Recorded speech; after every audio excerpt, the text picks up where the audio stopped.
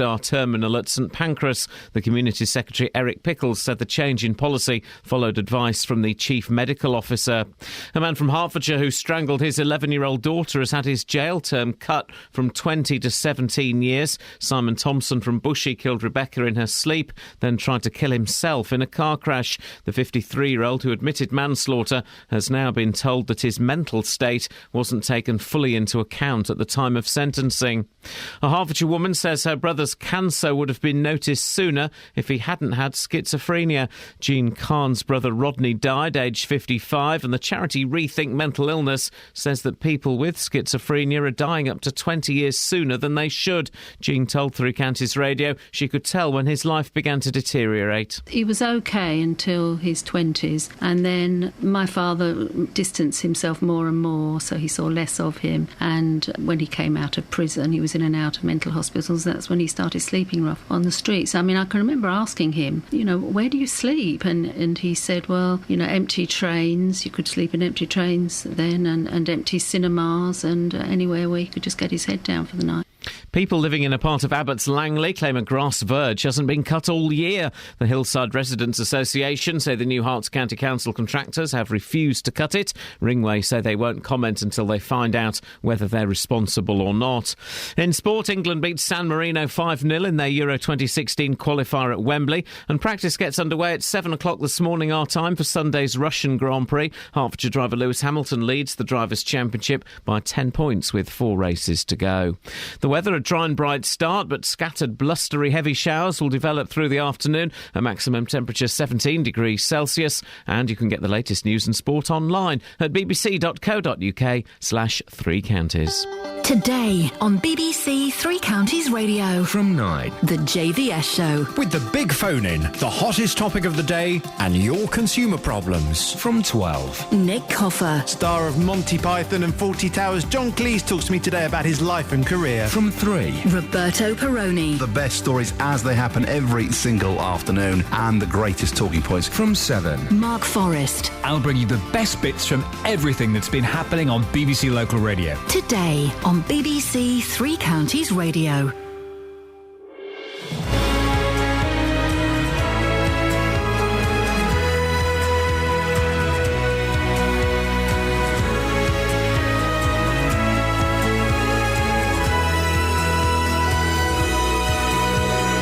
Morning!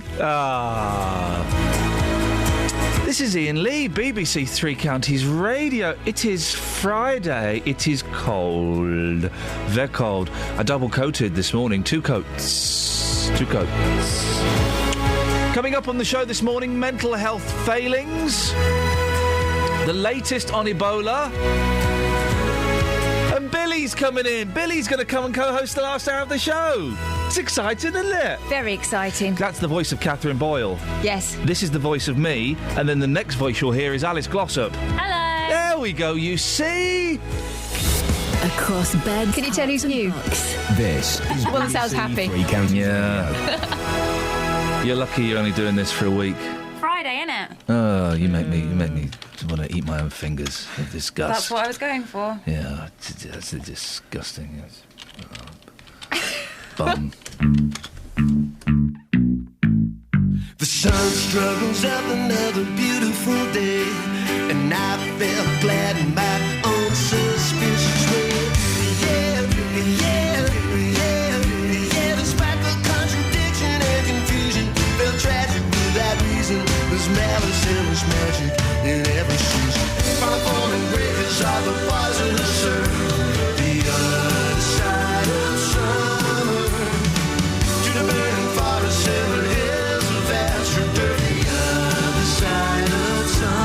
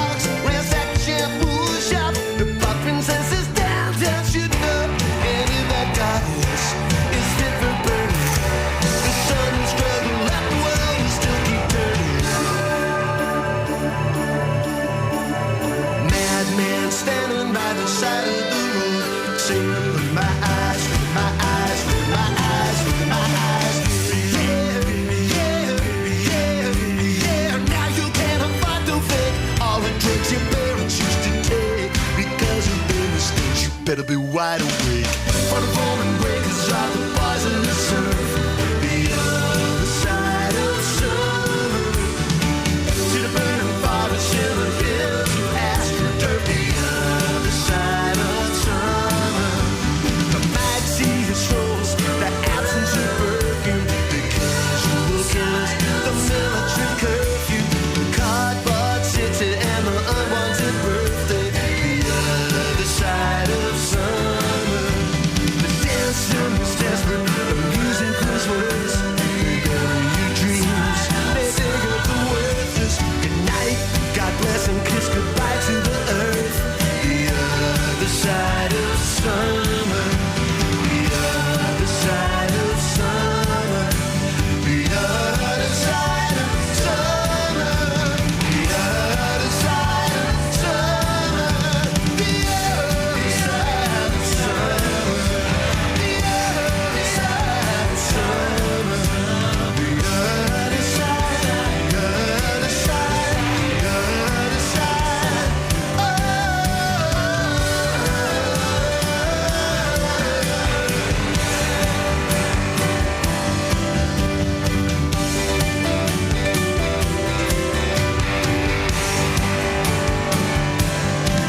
Morning! It's 6:08. 8 minutes past 6 on a Friday morning. What a ridiculous time of the morning. Ah, well, never mind. Now, a Hertfordshire woman is calling for radical improvements when it comes to mental health care. Later this morning, we'll be speaking to Jean Khan. She believes that carers missed her brother's cancer symptoms because he was schizophrenic. Well, this was back in the 90s, but she suspects that little has changed, which is why she's backing the charity Rethink's calls for action. Well, from Rethink, Rachel Hobbs joins me now. Morning, Rachel. Good morning. Jean's going to speak to us a little bit later on and tell us her story, but am I right in thinking that the carers assumed his difficulties eating were part of his schizophrenia?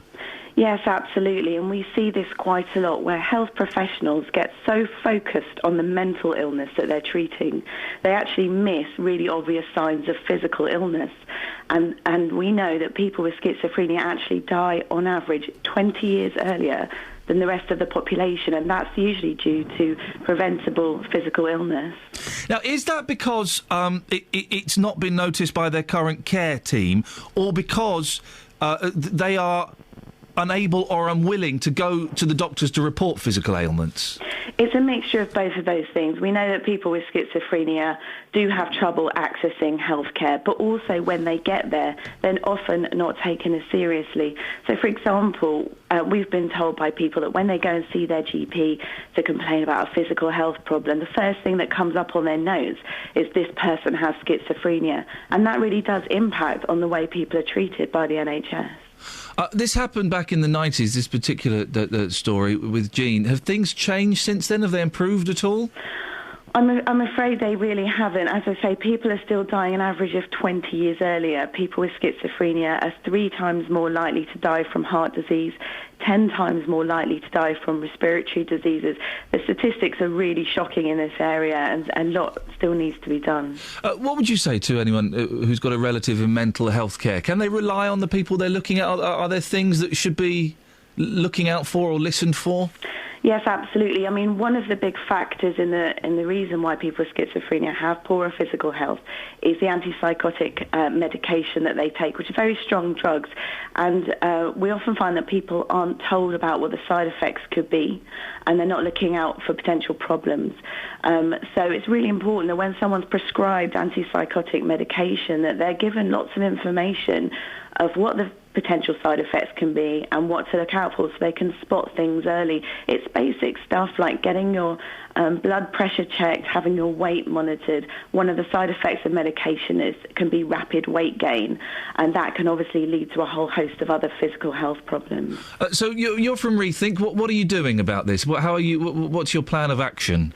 So we've launched a campaign this week called the Plus 20 campaign, really aimed at raising awareness of this issue and calling on the NHS to really make this a priority.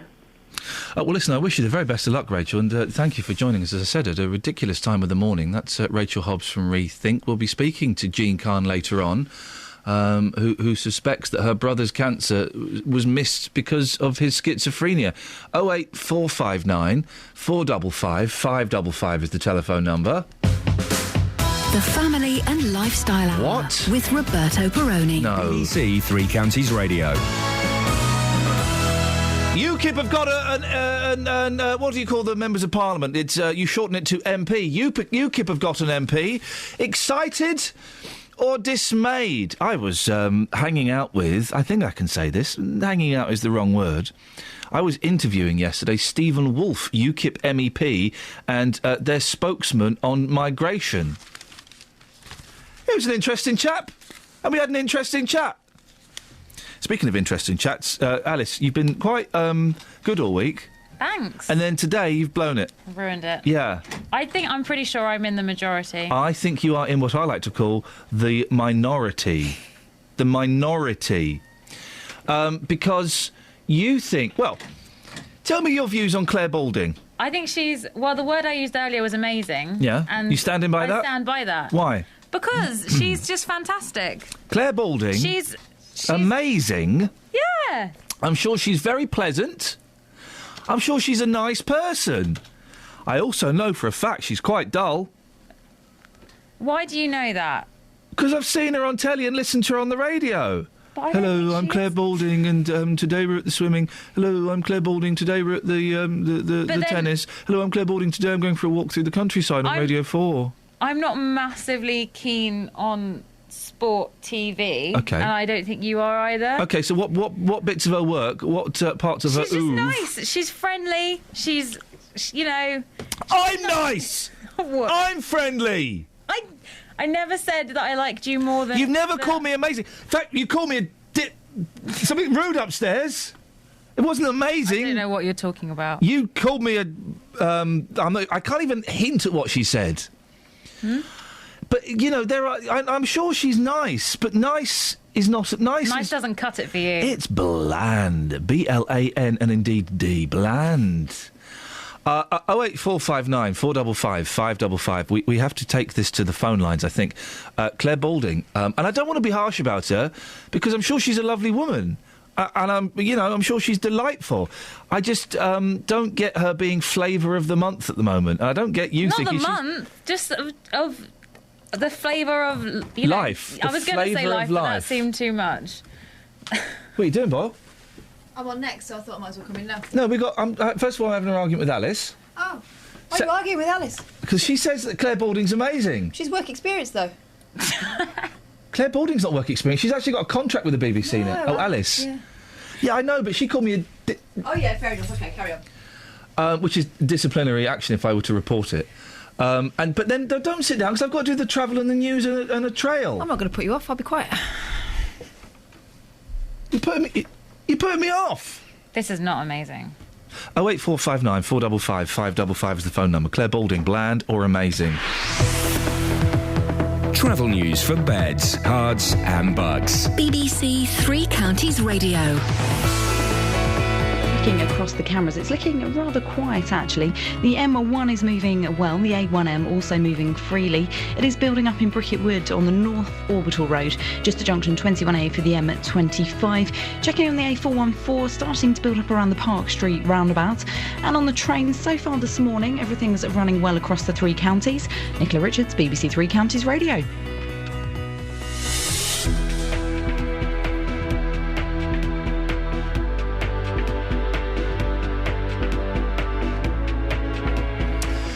It's Friday, the 10th of the 10th. Oh. I'm Iain Lee. These are your headlines on BBC Three Counties Radio. It's been a historic night for UKIP. They've won the Clacton by-election, giving them their first elected MP. Ministers will give more details today of how passengers at some airports will be screened for the Ebola virus. And a Hertfordshire woman says her brother's cancer would have been noticed sooner if he hadn't had schizophrenia. A mental health charity say people are dying up to 20 years sooner than they should. BBC Three Counties Radio.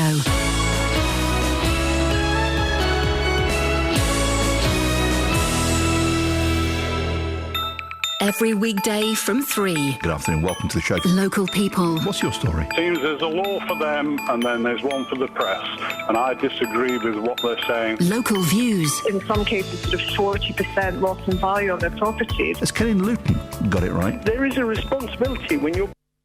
08459 455 555 is the telephone number. Now, last week we solved one of the mysteries of Abbots Langley. What was the mystery of Abbots Langley Fire Brigade, Catherine? What would you remember the answer? Yeah, a fire engine went missing in the olden days. And that was told to us by whom? Billy. And when is... OK, and when might listeners get to hear Billy again? They might get to hear him again if they're still listening at 8 o'clock. He's coming in to co-host the last hour, is what I was clumsily saying. We're very, very excited about that. But... there's another mystery of Abbots Langley. What? Hang on a minute. Let's do this. Let's give this. Let's do this properly. Gravitas. Why is the grass on one side of a path being cut, while the grass on the other side is being left to grow all straggly and scruffy-like? The local residents' association says the new Hertfordshire County Council contractors have refused to sort it out.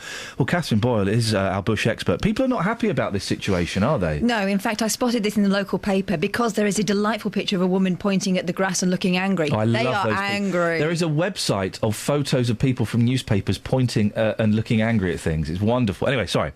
So they're doing that. They're not doing that all the time, but they are angry about it.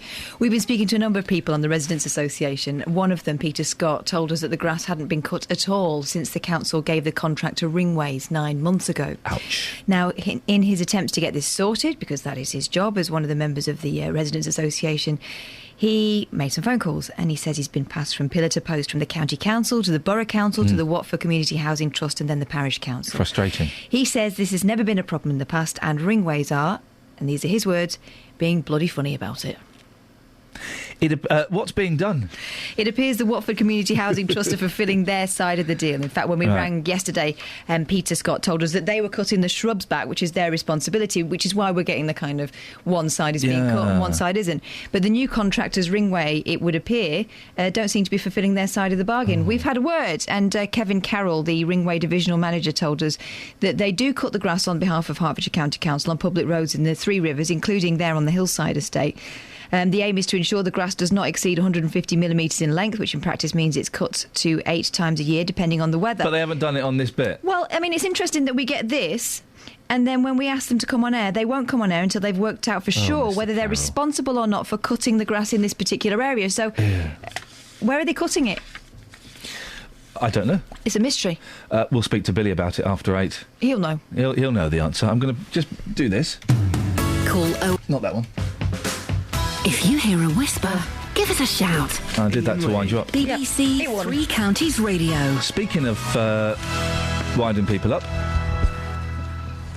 You all right, Dealey? Hey, boss. Good morning. Isn't that exciting to know that Catherine Boyle is your warm-up act? I know, it's incredible. I feel, I feel great about that. Feel special? Yeah, I do. Yeah? Makes me feel good as a person. Yeah? You feel alive? I do, yeah. Excellent alive stuff. and well. Now, busy show. Well, hang on. What are you doing this morning? I'm going to Abbots Langley to look at the grass.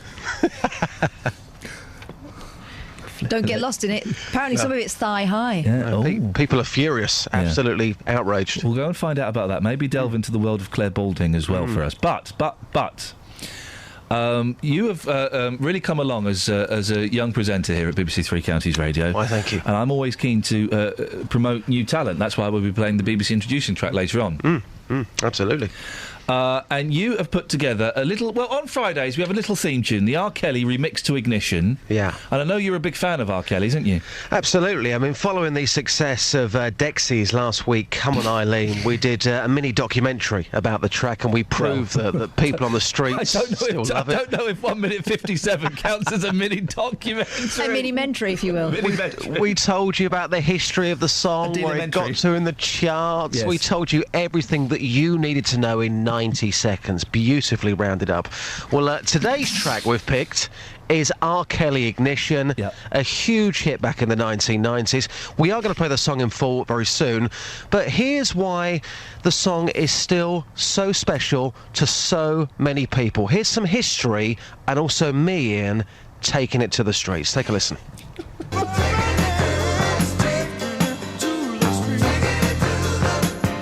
taking it to the streets with J-Dog.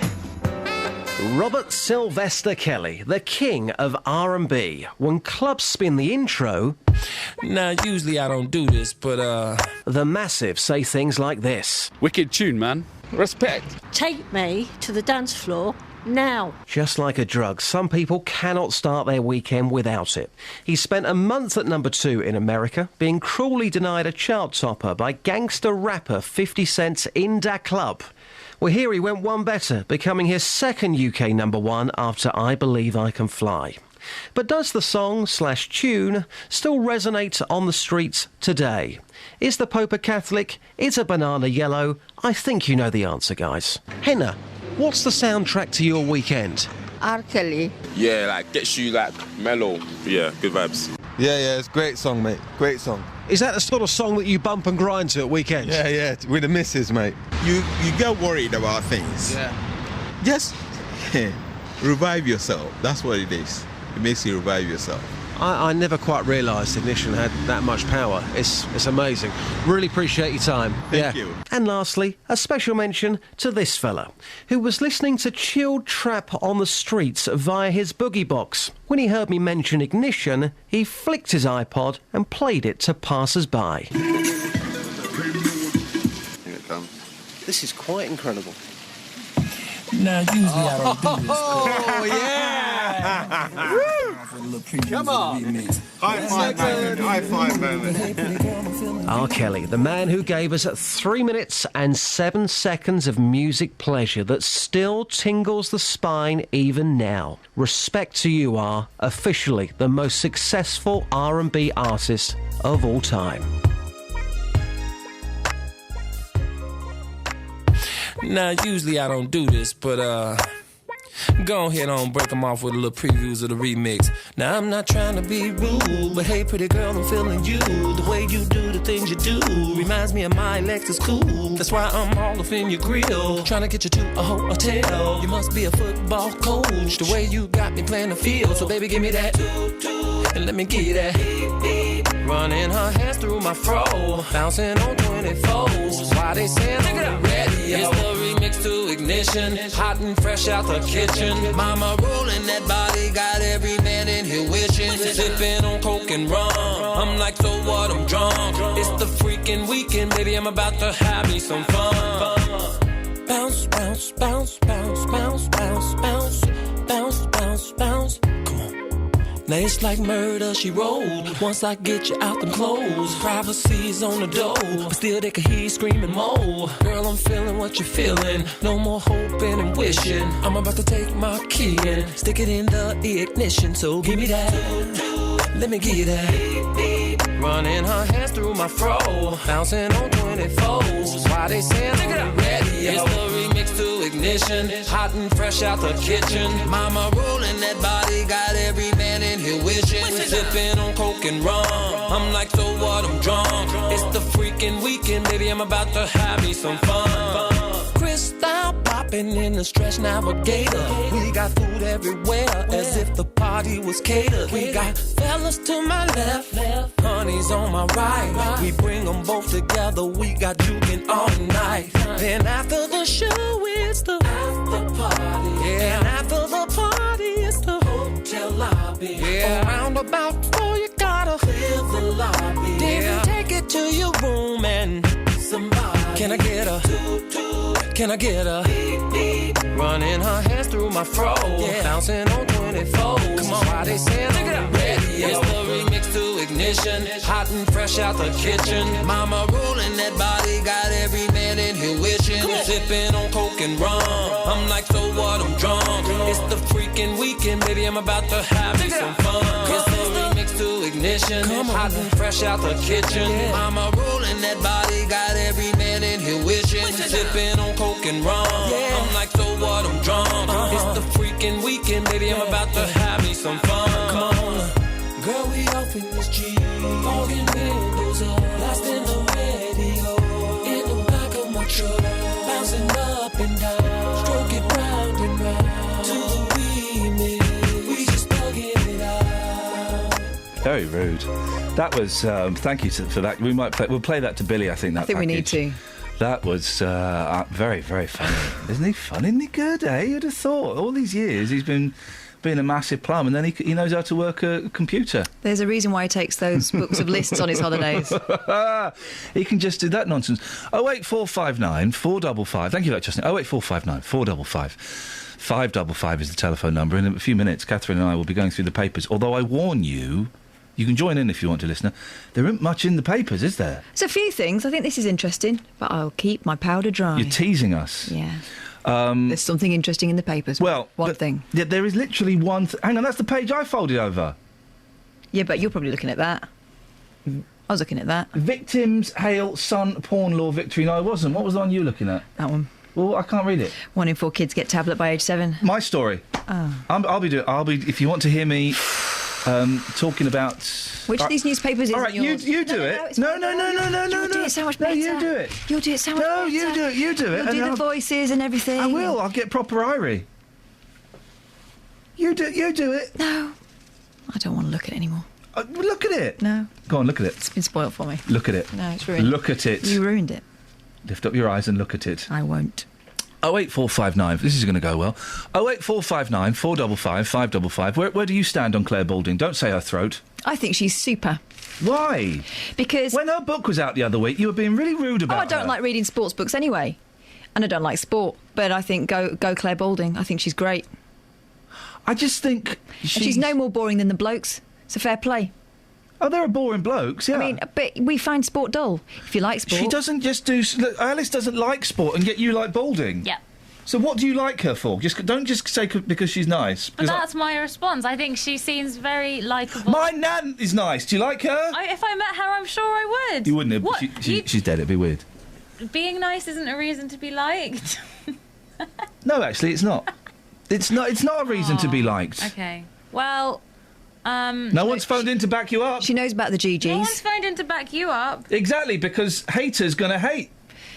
I agree that haters are going to hate. I'll tell you why I like Claire Balding. Please because do. she's an antidote to the Sky News approach, Sky Sports approach to female journalists in the sporting field. Why do we want an antidote to that? That's exactly what I was going to say. Don't need a cure. Someone for that. who actually knows about sport. Hello, I'm Claire Balding. Today on Radio 4 I'm going to be walking through the Chilterns. Would you like to join me?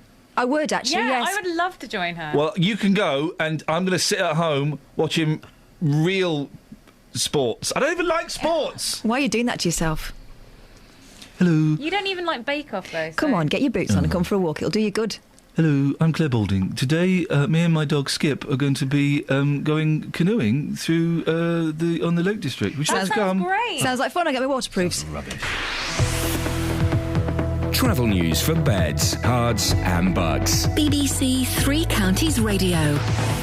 Starting off on the M1, Luton Spur starting to build on the speed sensors between junction 10A for the Kidneywood roundabout and junction 10 for Luton Airport Spur Road. Major roadworks are continuing. They're often causing delays through the rush. Heavy moving on North Orbital Road in Bricket Wood, just at junction 21A for the M25. So far, checking on the M25, looking good, no problems or delays, and the trains are all running well. Nicola Richards, BBC Three Counties Radio. Across beds, hearts and bugs. This is BBC Three Counties Radio.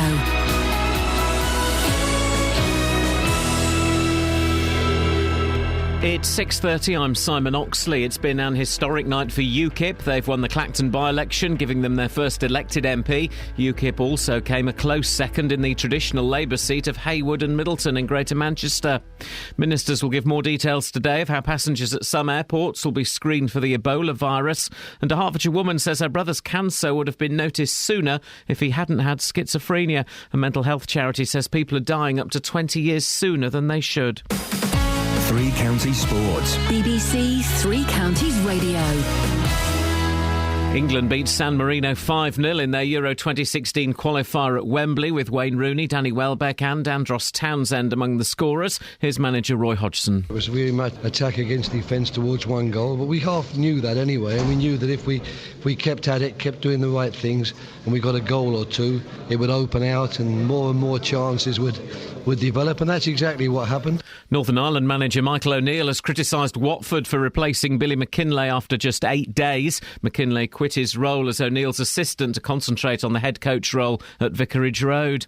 Tomorrow in League Two, Luton hosts Southend, with on-loan right-back Michael Harriman set to make his debut after signing from QPR, and manager John Still is getting better news from the treatment room. Fraser Frank's back in training. Yeah. Sean Whalley training full out. He come back and done a great job for us Saturday when he wasn't fit. Paul Benson, who played again the other night, has trained.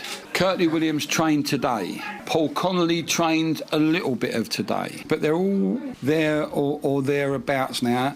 Also tomorrow, Stevenage are at Carlisle and Wickham go to Morecambe. Practice gets underway at 7 o'clock this morning our time for Sunday's Russian Grand Prix. Hertfordshire driver Lewis Hamilton leads the championship by 10 points with 4 races to go. But Hamilton says everyone associated with F1 is thinking about Jules Bianchi, who remains in a critical condition after crashing in Japan. Even though it's sunny, it's very a big cloud over the sport this weekend, and can't stop really thinking about him, and so it's not easy, I'm sure, for everyone here. But I just keep asking everyone I meet just to keep their prayers and their thoughts with him, and sending as much positive energy that way. BBC Three Counties News and Sport. The next full bulletin is at 7. If you hear a whisper, give us a shout. Iain Lee. BBC Three Counties Radio. This is... Oh, how many calls have you had supporting you, Alice? How many calls? No, the question... Answer the question. How many calls have you had supporting you? None. Thank you very much indeed. Claire Balding. Bland or amazing? Bland or brilliant? Balding, bland or brilliant. So I've come up with a flipping amazing invention. This invention is actually amazing, and I'm going to say it. Did you come up with it? Because I said something and you went, I've just come up with an invention. No, so I think I deserve at least 10%. No, you don't deserve anything. I came up with this the other day. Unfortunately, I don't have the skills to manufacture it. So, for the benefit of mankind, and I don't want anything apart from probably at least 1 or 2 Nobel Peace Prizes. And some props. And I want my name to be written on it. This is a flipping amazing invention, right? Go. And when I say it, you go, oh! Should you be saying it? Don't you want to TM it first? No, I'm giving it away. Giving it away to someone cleverer than me. To do the work on. This is genuinely brilliant. Go. This will save the world. Okay, tell me about it. Windows. Right? You know, like Windows. Yeah, they've been invented. Windows that are solar panels. Oh, you know it! You know it! You know it! Don't you? Don't you know it, though? You know that! You know it! Can you stop waving that black fingernail at me? You know that, don't you? Don't solar panels have loads of wires running through them? Currently they do, yes. Right, so you need to get around that little problem. Yeah, but do you know what? You're like, Mum, what's the weather like? I don't know. Wiry. People like you laughed at King Canute thinking he was mad. No, he was mad, wasn't he? No. Yes. People like you, who was... Do you know that's where Knutsford's named after? In Cheshire. What? Canute's Ford, Knutsford. Because he was nuts? I'm glad we treat... well, anyway. Who was... The man that invented the helicopter, but in, like, the 1600s. Da Vinci. People laughed at Da Vinci. Yeah. And yet now there's... Did he make one that worked? No, he just drew a picture. No, according to the... My daughter makes inventions, if that's the prerequisite. No, according to the documentary Mr. Peabody and Sherman, he made one. They went back in time and they wrote it. So, this is how it works. So, all windows would be solar panels, OK? So you would be able to feed your house fuel just by having a window, every window. And yes, they would be wiry to start with, but as technology develops, the wire would get thinner. And do you know what? I think having your view obscured ever so slightly is a small price to pay so that your children have electricity. You know what you've just done there? Yeah. Put yourself on the CIA's hit list. Whoa, no! Because you would take down the energy industry with that idea. Shell, you cannot be allowed to spread your ideas. Shell and Scottish Power are now, they're phoning up the same man that murdered the man that invented the car that runs on water. Shell and Scottish Power have never murdered anybody. Yet. Someone phone up and tell me why that can't work. All windows will be solar powered. And the thing is, you're desperately, Catherine, trying to find a reason why it couldn't be so. And you can't. Oh, it's a little bit wiry.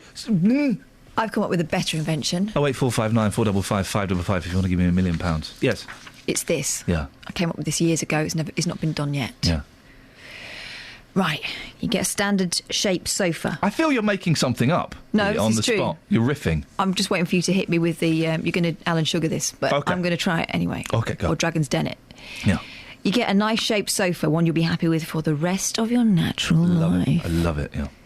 But you don't have to live with that sofa for the rest of your life What? because you get a variation of different covers that you could change and you can wash in the washing machine, and so you can change your interior whenever you like. You're welcome. That already exists. No, you're welcome. The ones I do would be well cheap. You're welcome. The thing is, we got a really expensive sofa and it's broken. So the innards would break. And also, you can buy different covers for your sofas anyway, so I've got literally no idea what you're banging on about. No, but it would... Stop trying to join my Inventors Club. Oh. My Inventors Club is for, A, for people who've got good inventions, B, the people who've got the balls, and I'm not apologising for that word, to see it through to its conclusion, and C, men. Oh. So you're excluded on all those counts? Well, bar one.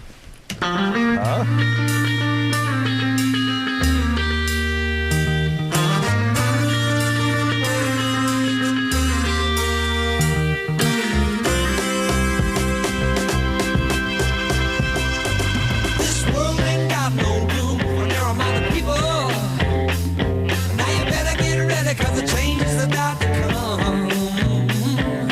If you got it good, I can help you bear it. If you got some good love, you know you better share it. Cause sooner or later, we gotta all get together.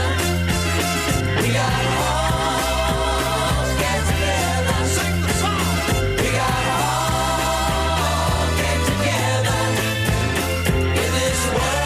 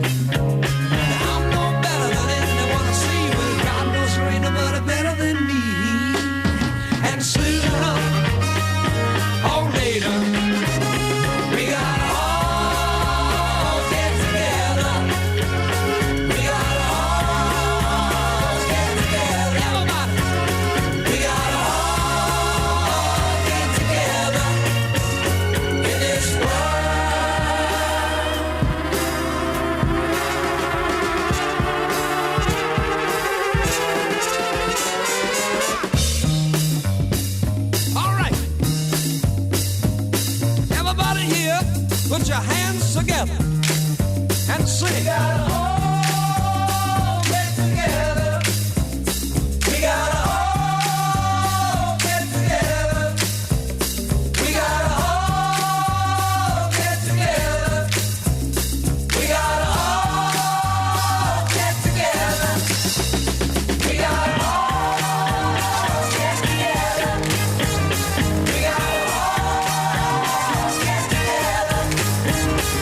We gotta all get together.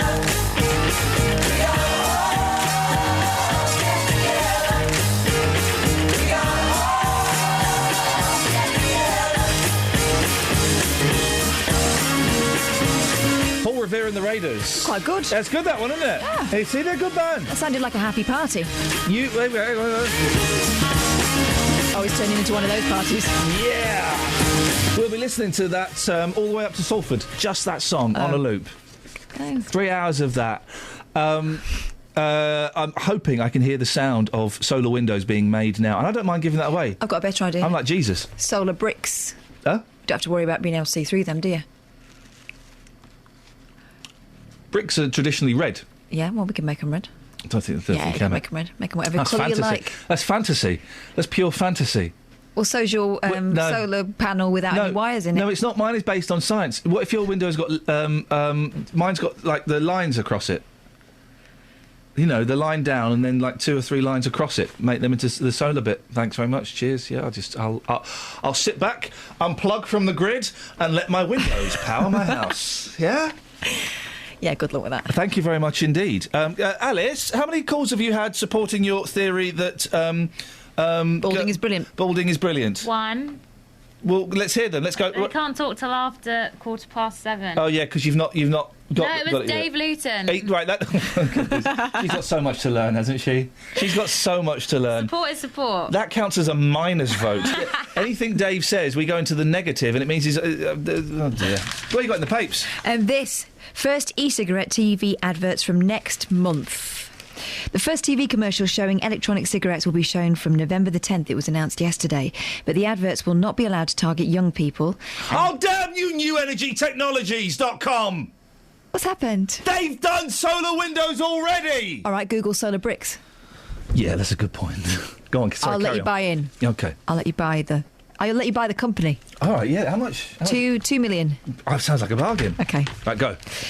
So from November the 10th, they'll be allowed to do these adverts, but and they will also be able to market their product as openly as drinks producers, but they're allowed to market them in this way, associating them with glamour and sexual success. You're not allowed to do that with drinks anymore. Are you allowed to do that with e-fags? You are. They shouldn't be allowed to... Simple. They if I was on the market and someone was sucking on a piece of plastic, that would be a definite turn-off. What are you doing? I'm having an e-fag. Do you like the one, Shaw? No! You shouldn't have... Oh, for goodness sakes, we've come so far and now we are taking a retrograde step. You shouldn't be allowed to advertise e-cigarettes on the television because it will normalise smoking for my children. What it does is normalise addiction. People go, it's not smoking, it's normalising because there's no smoke involved, there's vaping. Yeah, OK, you're normalising being a massive idiot then. That's what you're doing. You're normalising being a complete and utter plum. And you're normalising an addiction, yeah, because you're still addicted. It's actually a really clever thing, isn't it, e-cigarettes? Because they won't kill you. We think. Yeah. They won't kill you, but you can stay addicted forever and ever, amen. Yeah, exactly. Cha-ching! Oh, hang on, so those guys make more money from you. I tell you what I've always fancied. I haven't smoked for, it'll be 10 years in February. But I tell you what, every time I drive down the Edgware Road in London, what I fancy... Hubbly bubbly pipe. Really? Oh, I fancy a bit of shisha. I've never had one of those. Neither have I. It looks so exotic and wonderful. I bet it's really hot and it hurts the back of your throat. And I bet it goes... Well, I think it does, otherwise... Why the name? Where's the hubbles and indeed the bubbles? I'd love to have a little... Don't know, because... Don't know. I'm not going to get addicted to hubbly bubbly pipes. You can't exactly carry them around with you. I'm just going to sneak outside. You can get E-ones. Oh, for goodness! Oh, I've seen one. That was super plum. When are they going to do? I bet someone has invented e-joints. So marijuana that you can smoke in an electronic form. But someone, if they've not done it, they've invented that. That's another idea I've given them. Stop giving them genius ideas. Flipping it. 08459 455 555. Well, if rumours are correct, after a good... Why couldn't Dave Luton come on before 6:45? What on earth has Dave Luton got in his life that means he can't come on? I think he has a wash at 50. Is that what it'll be? OK, well, if rumours are to be believed, we'll be speaking to a clean Dave Luton shortly. Travel news for beds, cards and bugs. BBC Three Counties Radio. Starting off on the A1, the Great North Road, building up at the moment on all approaches to the Black Cat roundabouts as those major roadworks continue there. In Milton Keynes, do be aware of some roadworks on Standing Way at Newport Road. Do expect some delays there. Also in Luton, roadworks continue on Dunstable Road at Hatters Way, so there are some temporary traffic lights in place. Looking very heavy at the moment on the North Orbital Road, just at junction 21A for the M25. So far, checking on the trains, everything's running to time. No reported problems or delays. Nicola Richards, BBC Three Counties Radio. Thanks, Nicola. It's 6:45. It's Friday, the 10th of October. I'm Iain Lee. These are your headlines on BBC Three Counties Radio. It's been an historic night for UKIP. They've won the Clacton by-election, giving them their first elected MP. Ministers will give more details today of how passengers at some airports will be screened for the Ebola virus. And a Hertfordshire woman says her brother's cancer would have been noticed sooner if he hadn't had schizophrenia. A mental health charity says people are dying up to 20 years sooner than they should. Let's get the weather. Here's Georgina. Beds, hearts and bucks weather. BBC Three Counties Radio. Good morning. Well, it's a bright start for some of us, but some showers around again today, and at times they're going to be fairly heavy, perhaps thundery. They may even form in bands where it's going to feel a bit more persistent, but some spells of sunshine in between. We've still got a noticeable southwesterly wind today, but lighter than yesterday, and highs of 17 degrees Celsius. Now, tonight, some showers continue. We've got clear spells too, though, with the lows of 10 degrees, and tomorrow, still showers remaining. Not everyone will see them, of course, but so with some sunny spells in between, you could have a fairly decent day with much lighter winds as well, and highs of 16 degrees Celsius. Now, Sunday, we'll probably have some mist and fog patches first thing, but otherwise quite a quiet day with just some spells of sunshine. Monday, there's a bit of uncertainty, so we could see some heavy rain, but it might not quite make it as far as us, but looking a little unsettled on Tuesday. That's your latest forecast.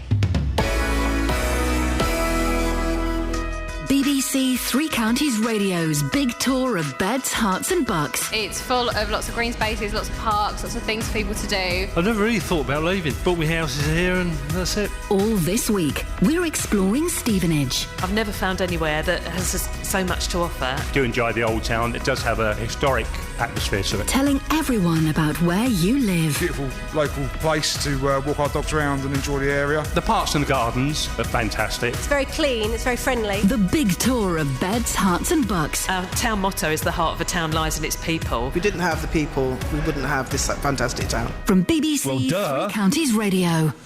Yeah, if you didn't have the people, you wouldn't have the town. It would just be like a field or a ghost town. Yes.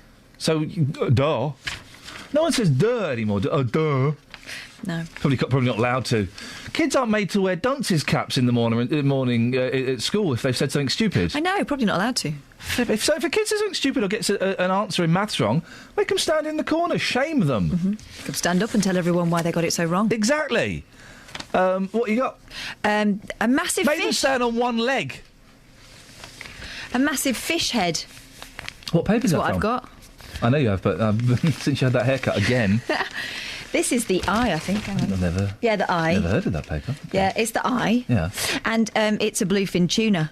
And celebrities are campaigning for it not to be eaten, but people are eating it still. Why are you doing a robot voice? Mostly in Japan. They like fish in Japan. Celebrities get on my nerves. Just let them fish dolphins and tuna and do nuclear power. They're very moral, though, telling us how to live our lives. Here's something. Yes.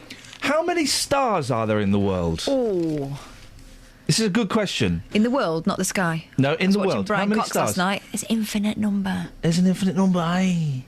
How many stars are there in the world? And by stars, I mean sports stars, movie stars. Proper stars, not celebrities. Pop stars, and also things like Asda and Marmite. Eh? Kirk Douglas. I think that's it. Don't go through them individually, because there's a lot. No. 160,000. No. I don't classify those as stars. Well, this is according to a thing I was listening to on Radio 4 last night. Marmite and Asda count as stars. Why? I didn't really listen to it all. I didn't understand that bit, and I was hoping you'd just kind of brush past it. No, I question it. Jamie's in Luton. Morning, Jamie. Morning. What have you got for us, boss? Claire Bowling. Yep. Boring or brilliant? I was on the same as you. Wasn't sort of keen on the lady. Yeah. But obviously, being a big sports fan and her coverage of it and her commentating on it, she's brilliant on that side of it. Can't say I've ever heard her on the radio, though, Ian. Hello, I'm Claire Balding, and today I'm going to be climbing up a tree with my dog Pip. Would you like to join me? Yes, please. Oh, no! Exactly. Let's all go for a walk with Claire. It'd be lovely, wouldn't it, Jamie? It would. Do you not just think, though, that she's... And I say this with the greatest of respect, because some people I've worked with and I used to call friends, Vernon Kay and Dermot O'Leary, they're bland, okay? Well, I mean, they're doing what they need to do to get the money. Exactly. She's bland. No. I think she's got a lot more personality than Vernon Kay. Vernon Kay, he's just Mr. One syllable, that's it, really. You say, hang on a minute, Balding's got more charisma than Kay? Definitely, Vernon Kay he is boring. Have you ever played Xbox Online with Claire Balding? I'll give it a go. Yeah, but She'd wouldn't be great. She would be great. She wouldn't want to do know what it. Vernon is? Button basher. He's not. Vernon's not a button basher. He's excellent. He is. He is excellent at Call of Duty. Is he? Yeah, and she wouldn't play with you. She'd be too busy going out for a walk in the Chilterns with her dog Pip. She'd probably play Pet Cemetery instead. Oh, Jamie, thank you very much indeed. Do you know what else? I know a very interesting Claire Balding fact. Oh, yeah, go on. She loves Maltesers. Where? Where did you learn that fact? I had a coffee with one of her friends yesterday. She wrote her book Fueled by Maltesers. Oh, dear. You see? That is the sort of woman I like. Vernon Kay would write his book Fueled by Fizzy Pop. Yeah, Panda Pop. Dermot O'Leary's written a book. Do you want it for Christmas? No. I'll get him to sign it for you. It's all right. I'll get you his book and he can sign it for you. It's all right. He's my age. Why do I want his book? 08459 I want old people's books. 555. Claire Balding, brilliant or bland? And why would you want Dermot O'Leary's book? Now, BBC Introducing is a show on Three Counties Radio that supports undiscovered and upcoming artists, Catherine. It does. It really supports them. Tell me a bit about this week's track. This week's track is called, it's by the As Elephants Are, and it's called Crown. Where are they from? Beds, Hearts and or Bucks. And specifically within the Tri-County... Specifically Beds, Hearts and or Bucks. Exactly. Let's try... I don't need the map. Hitchin. Try again. Hertford? No. Home of the White Widow? Aylesbury. There we go, indeed. They're from Aylesbury. Yep. They're not connected with international terrorism, though. I just have to clarify that. 3 or 4 young men, and some of them play guitars. Some don't. Are there any One girls sings. in there? Any girls in there? God, it is Maybe one? It's like watching my granddad when he's around talking about the Rolling Stones. It's just embarrassing.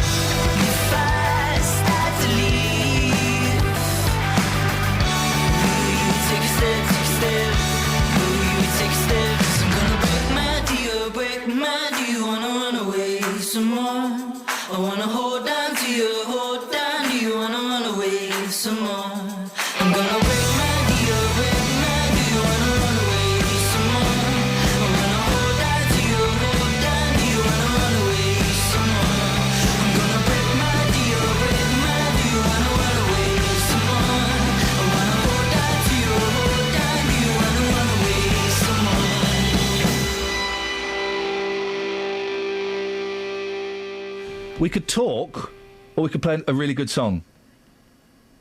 It's up to you. What's the really good song in Crystal Gale. We'll talk. Who was that, by the way? Were those? That was As Elephants Are, and it was called Crown. And they're from Aylesbury. From Aylesbury. I don't think there's any girls in that. I would pay top dollar to see you in a band. I was in 2 bands. What were they called? One of them we'd never got a name because we never actually did anything except posing. Oh. And the other one was called Upstream. And it was a Commitments cover band. And I got 15 quid for one night's work, and there were about 17 of us in the band. Flipping heck. We must have coined it in. Yeah, you got any recordings of that nonsense? There is a tape somewhere. Dig it out. No. Dig out your band, I'll dig out mine. No, I'm not. No, I'm not digging We'll have a band dig out. No, I don't know where the tape is now. You know exactly. Everyone knows where their tapes are. No, I don't think I do. I think it's probably at my mum's. Oh, well, OK, so it's at your mum's? Yeah, we're under about 5 layers of Time Team type... So get it from your mum's? Debris. No! Have we done any of the papers? I feel we should do one story. OK. Better value for money is rail passengers' top priority, research shows. Research or just thinking with your mind? Next. 1 in 4 kids get tablet by age 7. Yeah. More than half of Britain's 5 to 7-year-olds use tablet computers, and almost a quarter have their own. I don't mind children using them as long as it's not a, here, have that, shut up. I don't see why they should have their own. No, I don't see. I don't. A quarter of 5 to 7-year-olds have their own tablet. That seems crazy. And why would they do that? It's really expensive. That's too expensive for a kid. And what are they going to do with it? Well, seriously, what they're not going to be able to utilise the wonders of the internet for its full powers. Ofcom found that kids regularly surf the web, playing online games and watching TV on the gizmos. What? Before heading to school. What? Among all children from 5 to 15, some 34% now have their own tablet. Today's kids want gaming, music and video at the swipe of a finger. Swipe that. I don't think... Yeah, but you've got to be so careful. My little one's like watching My Little Pony on YouTube. Oh, if you get... But you've got to be very careful because some crazy waxters like to do rude versions of those My Little Ponies. Exactly. They'll do anything. Yeah, and if you you've got to be careful what you type in. I don't think kids should be... I don't mind them having a little look, but... I just think it's a long time being left inside your own head. You can give us your thoughts on that, although, to be honest, I'd rather diss Claire Balding or more. No, she's brilliant. 08459 455. Travel news for beds, cards and bugs. BBC Three Counties Radio. Off on the A1 Great North Road, starting to build up on those approaches to the Black Cat roundabout where those major roadworks are continuing. The M25 on the speed sensors starting to build, heading anti-clockwise at the moment between junction 21 for the M1 and junction 20 at Kings Langley. Also very slow anti-clockwise just at junction 16 for the M40. In Bricketwood, very slow moving at the moment on the North Orbital Road, just at junction 21A for the M25. And on the cameras this morning, the Barnet bypass looking very heavy already between Stirling Corner and Mill Hill Circus. Looking at the trains, everything's running well, no problems to report. Nicola Richards, BBC Three Counties Radio. Thank you very much, Nicola. Oh, and here comes a cheeky little drink. Thank you, Alice. We're on the radio, doesn't matter. It looks like the saddest coffee ever. Oh, it's good. I'm coming off coffee. She's done me a very, very weak coffee. Thank you. That's perfect. We'll talk more after the news with Simon Oxley. Local and vocal across beds, hearts and bucks. This is BBC Three Counties Radio.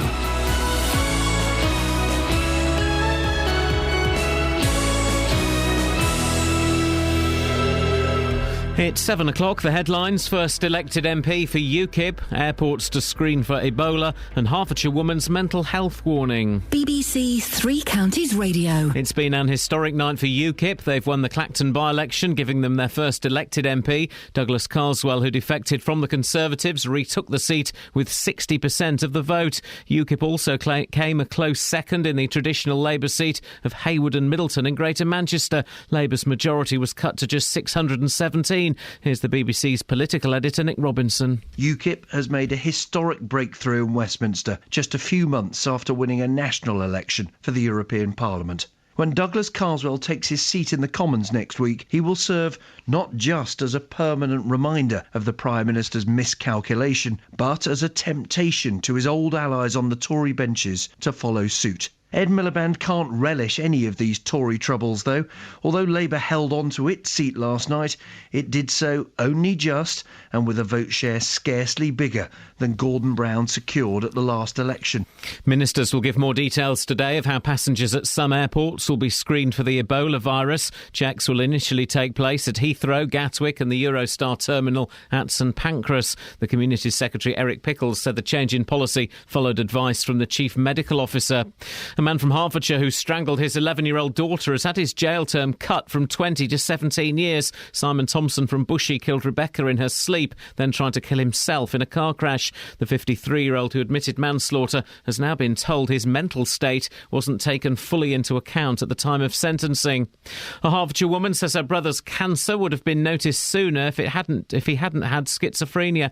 Jean Kahn's brother Rodney died aged 55. The charity Rethink Mental Illness says people with the illness are dying up to 20 years sooner than they should. Jean told Three Counties Radio she could tell when his life began to deteriorate. I noticed that he wasn't able to keep down solid food. He'd have a meal and he said, I can't eat it, Jean, you know, and have to mash it up, or you'd have to have soup or mashed potato or fish or whatever. And it was obvious there was something radically wrong physically. Milton Keynes Council has been ordered to pay a legal bill of over £80,000 after being criticised by a judge for the way its social services department handled the case of an elderly dementia patient. The council apologised after moving the woman to a care home without telling her family. Now they've been ordered to pay all the legal costs, some £86,000 incurred by the woman's son. In sport, England beat San Marino 5-0 in their Euro 2016 qualifier at Wembley, and practice is getting underway for Sunday's Russian Grand Prix. Hertfordshire driver Lewis Hamilton leads the championship by 10 points with 4 races to go. The weather, a dry and bright start, but scattered blustery heavy showers will develop through this afternoon. A maximum temperature 17 degrees Celsius, and you can get the latest news and sport online at bbc.co.uk/Three Counties. BBC Three Counties Radio's big tour of beds, hearts and bucks. It's full of lots of green spaces, lots of parks, lots of things for people to do. All this week, we're exploring Stevenage. Do enjoy the old town. It does have a historic atmosphere to it. Telling everyone about where you live. Our town motto is the heart of a town lies in its people. If we didn't have the people, we wouldn't have this fantastic town. The big tour of beds, hearts and bucks. BBC Three Counties Radio.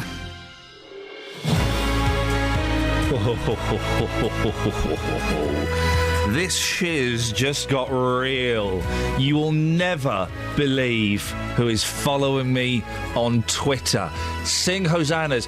Bye, everyone. I'm off to America. Bye. I'm off to America. Bye. Bye, Catherine. Bye, Alice. I'm going to America. I'm going to be a millionaire. OK. You'll never get... What? Don't let the door hit your backside on your way out. No, whoa, hang on a sec. Whoa. That's not... Across beds, hearts and bucks. Oh, you're not leaving yet? BBC No. Three Counties Radio. When are you going? Mate, that's not the attitude to have. Well, you know, I've got to make plans. So I tell you who's following me on Twitter. Go on. You will never believe it. I am so impressed. Go. Is it the real one? Has it got a blue tick? It's got a blue tick, mate. Who is it? It's an American. Yeah. Lives in California. Yeah. Susan Bennett. Drinks his weak coffee victoriously. Meanwhile, I go online to work out who she is. Me too. There's another. That's right. Susan Bennett is following me. Lenny's wife. She did Siri. Yeah, What? that's right. The voice of Siri is following me on Twitter. How does that make you losers feel now, huh? I bet you feel less than 1 inch tall. Why don't you ask Siri? OK, I will. Hi, Siri. How does that make Catherine feel?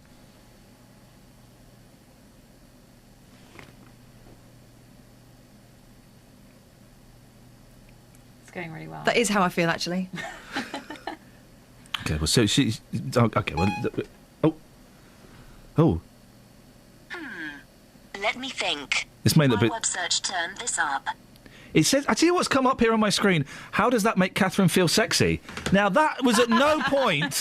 Was that... I mean, I am, but I'm being followed by Siri. How cool is that? ask Siri. We've just done that. Say, why are you following me? I'm going to America. What for? To become a millionaire and make What are you movies. gonna do there? Make movies. You think What?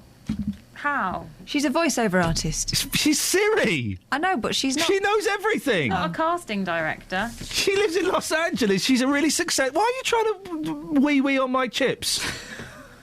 That's all we ever want to do. 08459 455 555. Call 08459 455 555. BBC Three Counties Radio. On to slightly more serious things, I think, after enough of that nonsense. A Hertfordshire woman is adding her voice to a campaign for better standards in care, as new research suggests people with mental health problems die 20 years earlier than those without. Jean Khan's brother died in 1997, and she believes that, a lot of his symptoms were missed because of his schizophrenia. Jean joins me now. Good morning, Jean. Hello, good morning. Tell me about Rodney. What was he like? My parents split up when we were children, and he was always quite a difficult child. So it didn't surprise me really when he went off the rails, got in with the wrong lot really in London, and ended up in prison. And I think it was while he was in prison that the schizophrenia started to set in, because after he came out, he was in and out of mental hospitals and became homeless and suffered all the symptoms for the rest of his life. And how did it manifest itself? What was his behaviour like? Well, I suppose looking at him, you'd think he looked a bit like a tramp, really. He would fill his raincoat pockets with, random stuffed tickets and sweet wrappers and stuff like that. So he had these bulging pockets. He would have outbursts. He'd be walking down the street and suddenly start ranting and raving. But he wasn't violent or anything. He was a very kind and thoughtful bloke. But it was just his behaviour was odd. He looked odd. And obviously, you have all the symptoms associated with schizophrenia, hearing voices, paranoia. It must have been very upsetting for you, Jean, to see your brother like that. Do you know what? You live with mental illness so long, really, you kind of just accept it. You have to accept it. I mean, because you've got to live with it day in, day out.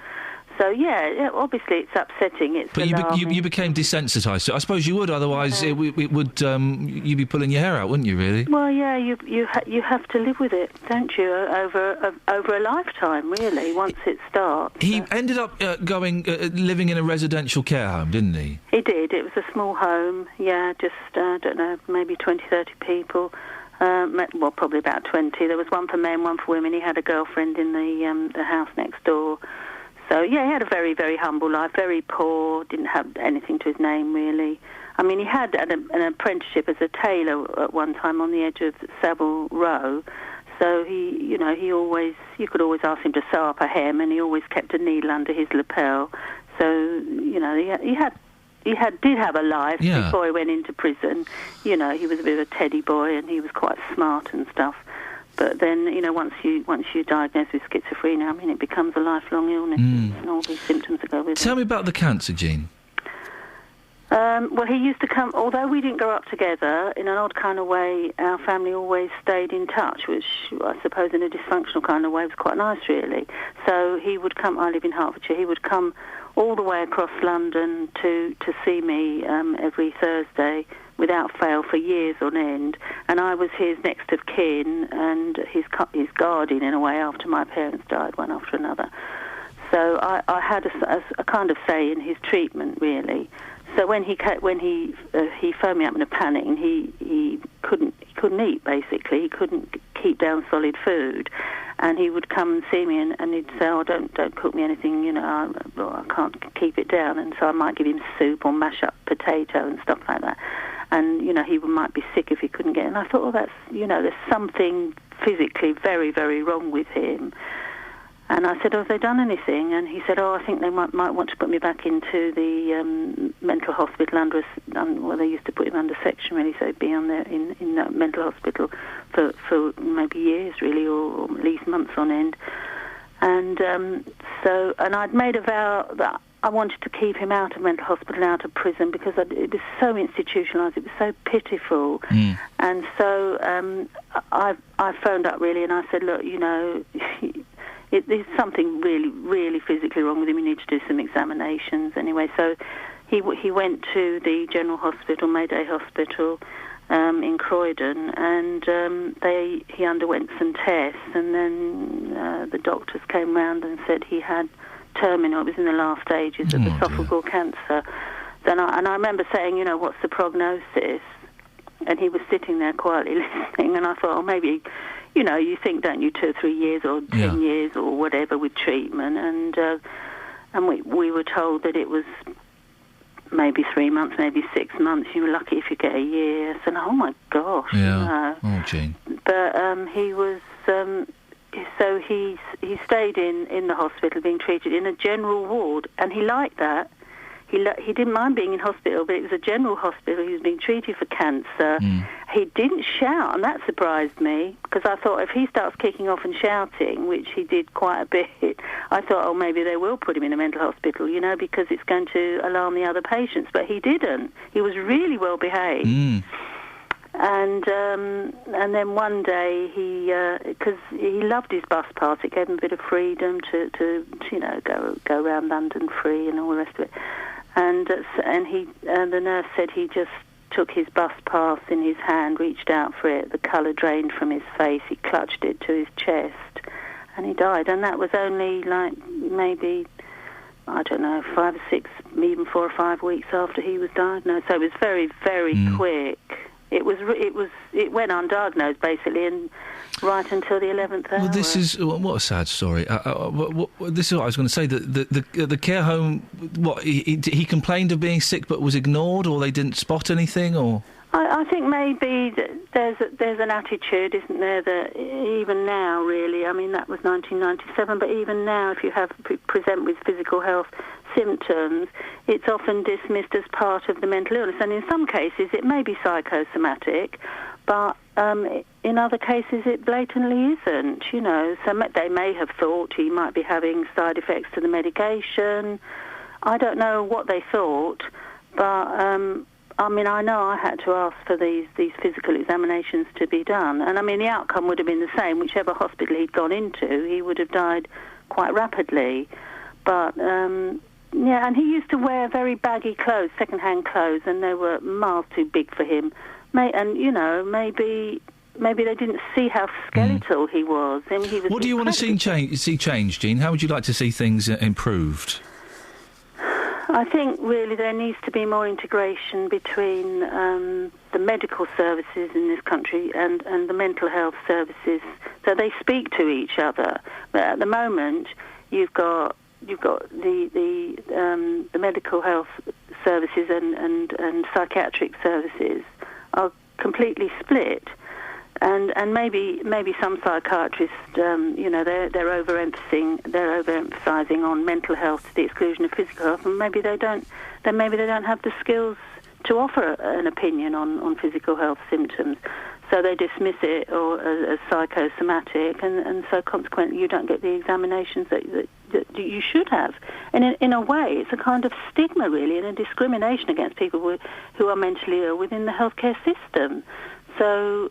If you talk to people who have severe mental illness, they will all say the same, that they will complain about symptoms that make your hair curl, really, and you think, oh my goodness, and then they say, oh, there's nothing we can do, or it's part of your mental illness, and blatantly it isn't. So if you've got these awful day-to-day crippling, devastating symptoms that go with severe mental illness, like bipolar or schizophrenia, and then on top of that, you've got physical ill health as well, and it's not being listened to. That is then going to add to all the other symptoms that you have that go with mental illness. So it's not going to help your mental illness. It's not going to help you recover if you're also grappling with other things that are just being ignored. Jean, I really appreciate you sharing your story with us this morning and telling us about your brother Rodney. Thank you very much indeed. If you want to hear more from Jean, you can listen to Shrink Wrapped from 2 this Sunday. Travel news for beds, cards and bugs. BBC Three Counties Radio. Starting off on the M25, heading anti-clockwise, looking very heavy on the sensors at the moment, just between junction 21 for the M1 and junction 20 at Kings Langley. Also very slow anti-clockwise at junction 16 for the M40.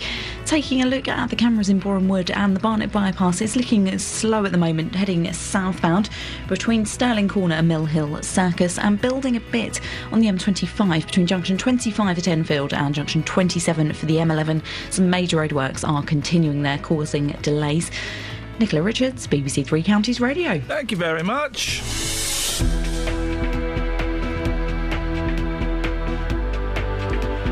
Right, it's 7:16. It's Friday, the 10th of October. Excuse me, I'm Iain Lee. These are your headlines on BBC Three Counties Radio. It's been an historic night for UKIP. They've won the Clacton by-election, giving them their first elected MP. You hear the mouse in the studio? It's a mouse. Ministers will give more details today of how passengers at some airports will be screened for Ebola virus. And a Hertfordshire woman says her brother's cancer would have been noticed sooner if he hadn't had schizophrenia. A mental health charity says people are dying up to 20 years sooner than they should. BBC Three Counties Radio.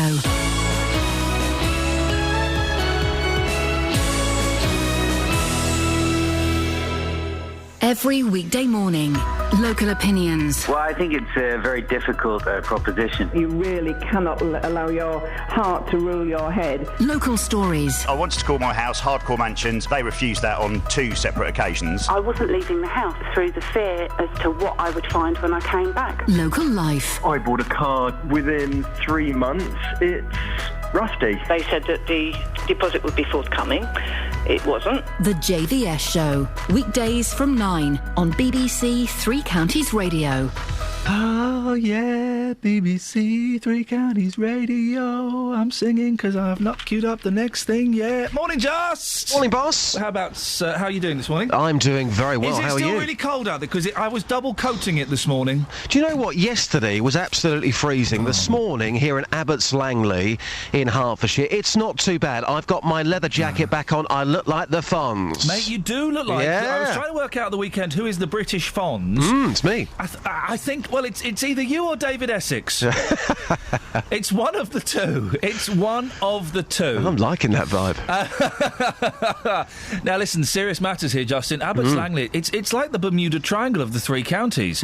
We've just solved... You like that, did you? Yeah, I did. We've just solved one mystery, the mystery of Abbots Langley Fire Brigade, and we'll be speaking to Billy, the gentleman who solved that mystery, for us after 8 when he comes and co-hosts the show with me. There's another Abbots Langley mystery. It's incredible. The question is, why is the grass being cut on one side of the path in Hillside, but not the other? Well, when we heard this story, Justin, or when we saw a picture of an angry woman pointing at some grass in a local newspaper, we knew you were the man for this. Absolutely. Where are you? Who are you with? And what's being said? I have tracked down that angry woman. She is Susan Fowler. I'm also here with Peter Scott. They are from the Hillside Residents Association. Susan, good morning. You're live across Beds, Herts and Bucks, talking about the grass. Just how bad is the situation here for the grass? Well, it's very bad in one part of the road and better for another part of the road because they can't seem to make their mind up, the councils, which bit belongs to which bit.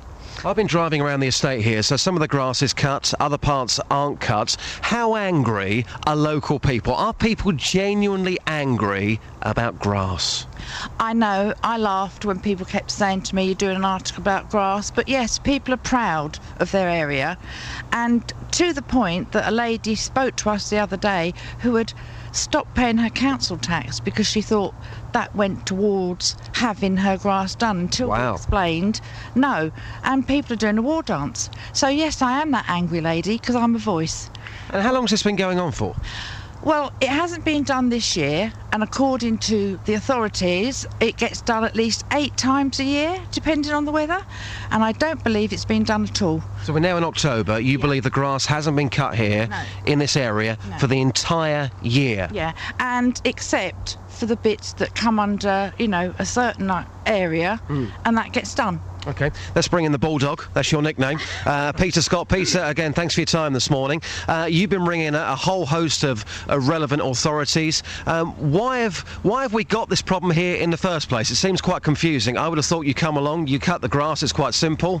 Why have you got the problem here? Well, it's quite confusing to us because we've been in contact with about 4 or 5 different societies and everything, and they seem to just want to say it's nothing at all to do with us, it belongs to somebody else. And in the end, all is going round in circles and nothing's being done about it at all. Are you furious about this? Oh, of course I am. I absolutely am furious. I am the chairman of the Residents Association, and believe me, when people come in the office and complain about it, which there's plenty of people coming and complaining, I haven't got an answer for them. OK. Iain, what this all comes down to is who's responsible. Now, we have spoken to Hertfordshire County Council about this. Yeah. They've put us in touch with Ringway, who are their contractors. We're about to get Peter's reaction to this. Kevin Carroll, the Ringway Divisional Manager, he said, we cut the grass on behalf of Hertfordshire County Council on public roads in Three Rivers, including the Hillside Estate.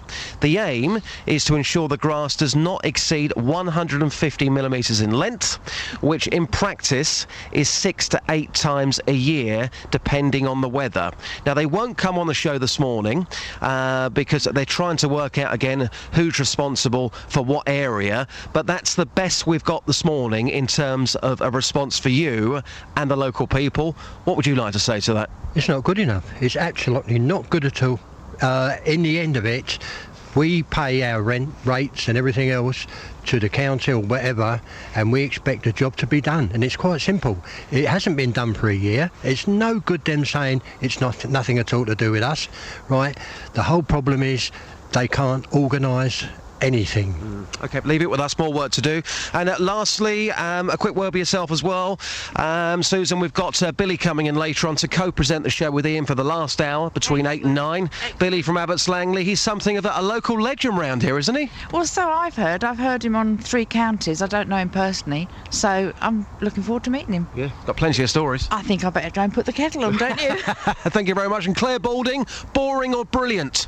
Brilliant. Yeah. What are you going on about, Iain? And you? Boring or brilliant? Boring. There you go. 2 different answers. Iain, that's the latest. That's about as much as I can give you on the grass here in Abbots Langley. Justin, excellent stuff. Eddie, why don't you get a mower out, Justin, and give it a go? Well, I'm trying to... Well, here's a question, actually, because it's quite damp this morning. What are those mowers called where you don't plug them in? What are they called? What, petrol mowers? Are they petrol mowers? Yeah. No, I don't know. I don't think they're petrol mowers. What do you mean you don't plug them in? Well, the ones that are just... You take them out and you put them on the grass and you cut the grass. What are they called? The dry ones. The ones... What do you mean? The mowers... The rotary mowers. Those ones. The ones you don't plug in, the manual ones. Right, I need one of those because this morning it's damp. I can't cut the grass this morning because I might get electrocuted. Correct? Correct. Thank you, Justin. Thank you. What a work-shy fop he is. Do you remember those rotary mowers? Yes. Well, your granddad would have had one, and it would have been a bit rusty, and you just like push it up and down the lawn. It was like the sort of mowing version of a U-bank. What's a U-bank? Well, those sort of hoovers that you used to push around. They weren't really hoovers. Oh, I used to like those. I used to like doing that in my They're nan. quite effective, though. Yeah, they were good. One. They were really good. You do that. Yeah. I used to enjoy those. Where did the dirt go? They went like that. But those lawnmowers were rubbish. Yeah, you want something weighty. Yeah, you need a good bit of weight, and you need a motor. You know, especially if you're striping. I assume you're a striper. Ah, don't stripe. Don't you? This is my vow to you. I will never mow the lawn again as long as I live. I hate it. It's my least favourite thing in the world. Well, I find it quite therapeutic. No, mate. I'm not allowed to do it. Come and do mine. Because I'm always being nagged at to do it, and I refuse to do it. I tell you why. Lived in a flat a few years ago, and it was a shared lawn. Yeah. Okay, so we owned the left-hand side, bizarrely. They owned the right-hand side. They never mowed the lawn. And I would mow the lawn like 8-9 times a year. They would, if we were lucky, they'd mow it once. And so every time I'd do it, I'd be huffing, and I'd leave it as long as I could, and I think, oh, they're not going to do it. And I would huff and I'd puff, and I'd blow that house down, and I'd be so full of resentment and anger, I'm never mowing the lawn ever again. I hate it. The joy's been taken out of it. You need to reclaim the lawn mowing. I want a sit-down lawnmower. Or a robot one. OK, well, if she lets you have one of those, then hot to trot, aren't There's you? not anyone letting me have one. If I want one, I'll get one. I just don't think my lawn's big enough. What? Come on. If I want a sit-down lawnmower, mate, I'll get a sit-down lawnmower. Imagine that coming from Amazon. She's already cross enough about the DVDs. That's why I'm getting the DVD sent here now. I get the lawnmower sent here, and I'll take it home bit by bit. Ride it home. Yeah, I'll do. Wasn't there something? Wasn't there? Johnny Cash, piece by piece. Yeah, what was that? One piece at a time or something. He stole a car. Yeah, one bit at a time. Is that a song though? It didn't really happen. Go one piece at a time. Something like that. Do it again? No. Go on. No. Matt will do it when he rings up. Okay. Oh, is Matt going to ring up? Well, let's talk about this iPad thing. Yeah. Oh, yeah, go on. We've got a tweet through. Is it right? A quarter of 5 to 7-year-olds, thereabouts, have got tablets and iPads and Kindles and all that ridiculous nonsense. Not on my watch, they haven't. No. What about you? No. And they've very rarely go on the internet. They don't really know about computer games yet. And they don't really use our phones that much. No, I don't let my kids use the phones. But I also very rarely allow them to use the iPad. Very rarely. And certainly not if we've got company. Sometimes, Grandma will be around. Oh, no. Can I use your iPad? No, I said that is a lonely thing to do when you've got company. It's rude. Yeah. Not at the table. Yeah, definitely not. Definitely not at the table. Learn to sit down. What we're teaching our children... And it's working, because the other day, my 2.5-year-old, we sat down for a meal together, and we're lucky that we can kind of do it quite often. We sat down for a meal, my 2.5-year-old went, "What did you do today, Daddy?" Boom! You're winning. We're winning! What so did you far. do today, Daddy? And I said I did the radio show, and then my eldest goes, "The radio show? Oh, not again!" As I think most of the listeners say as well. And you do, every morning. Yeah, every flipping morning. Well, you're going to be having lunch with my 3-year-old next week. What? So you can see What's how... this? I'll be there. It's not just you and her. Okay, right. Oh, that would be weird. So I've volunteered for some babysitting duty that I was unaware of. No, we'll have lunch together. Brilliant, nice. While we wait for the cavalry to come and look after her. I will judge your parenting skills on that one meal. You're going to love it. Okay, good. I hope so. Super nanny. Don't do nothing on me. I once phoned up Catherine in the middle of her giving her youngest a right royal rollicking. No, naughty step. She was on the naughty step. It was you went, "Hello, Ian. Yeah. Just bear with me a second. Now, do you know what you've done wrong? I didn't say Then that. you say sorry, and you can go and play with your. Say it and mean it." Anyway, yeah. So about the guest tomorrow. That's not how I do it. I do it low. Go on. Quiet. Go on. Alice is on the naughty step. Why did Mummy... Hang on, I can't laugh, hang on. Because sometimes you do want to laugh. Why did Mummy put you on the step? Because I said I like Claire Balding. And why is that naughty? Because Ian doesn't like Claire Balding. So how are you going to make it right? I'm going to keep liking Claire Balding. Go and say sorry to your brother. That's me, I Sorry, think, in this weird perverted scenario. That is, Sorry, Ian. I'll be honest, it's working for me. Many levels. Anyway. I keep it low and quiet. Yeah. That frightens them, because normally, obviously, I'm high and loud. Yeah. You've been watching 24 Hours in Police Custody, haven't you? That's what you're letting that from. Yeah, if she sees that, there'll be no comment. So there's a couple of comments on yes, Twitter, aren't there, about this? One from Sarah Furley, who is a fine contributor on Twitter. Hi, Sarah! Hi, Sarah. I know a child who got her own iPad at 5, and she has a bed where a TV comes out of the bottom. What? The TV comes out of her what? I've seen that on the Osbournes. They've got one of those tellies. Yeah, at the end of their bed, and it comes up. No, that's not. And that was a functional family. Yeah, we don't. That's not appropriate. No tellies in rooms. Have your kids or your grandkids got iPads and things like that? Do you see a problem with it? 08459 455 555. Travel news for beds, cards, and bugs. BBC Three Counties Radio. M25 heading anti-clockwise, rather heavy between junction 21 for the M1 and junction 20 at Kings Langley. The Barnet bypass on camera heavy between Stirling Corner and Mill Hill Circus. Also slow on the M25 anti-clockwise around junction 16 for the M40.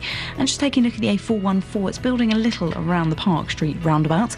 So far on the trains, I'm not seeing any problems or delays. Nicola Richards, BBC Three Counties Radio. Across beds, hearts, and bugs. This is BBC Three Counties Radio.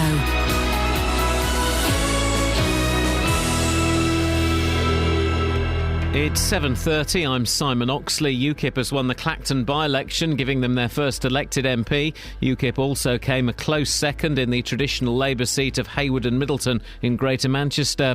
Ministers will give more details today of how passengers at some airports will be screened for the Ebola virus. Checks will initially take place at Heathrow, Gatwick and the Eurostar terminal at St Pancras. And a Hertfordshire woman says her brother's cancer would have been noticed sooner if he hadn't had schizophrenia. A mental health charity says people are dying up to 20 years sooner than they should. Three Counties Sports. BBC Three Counties Radio.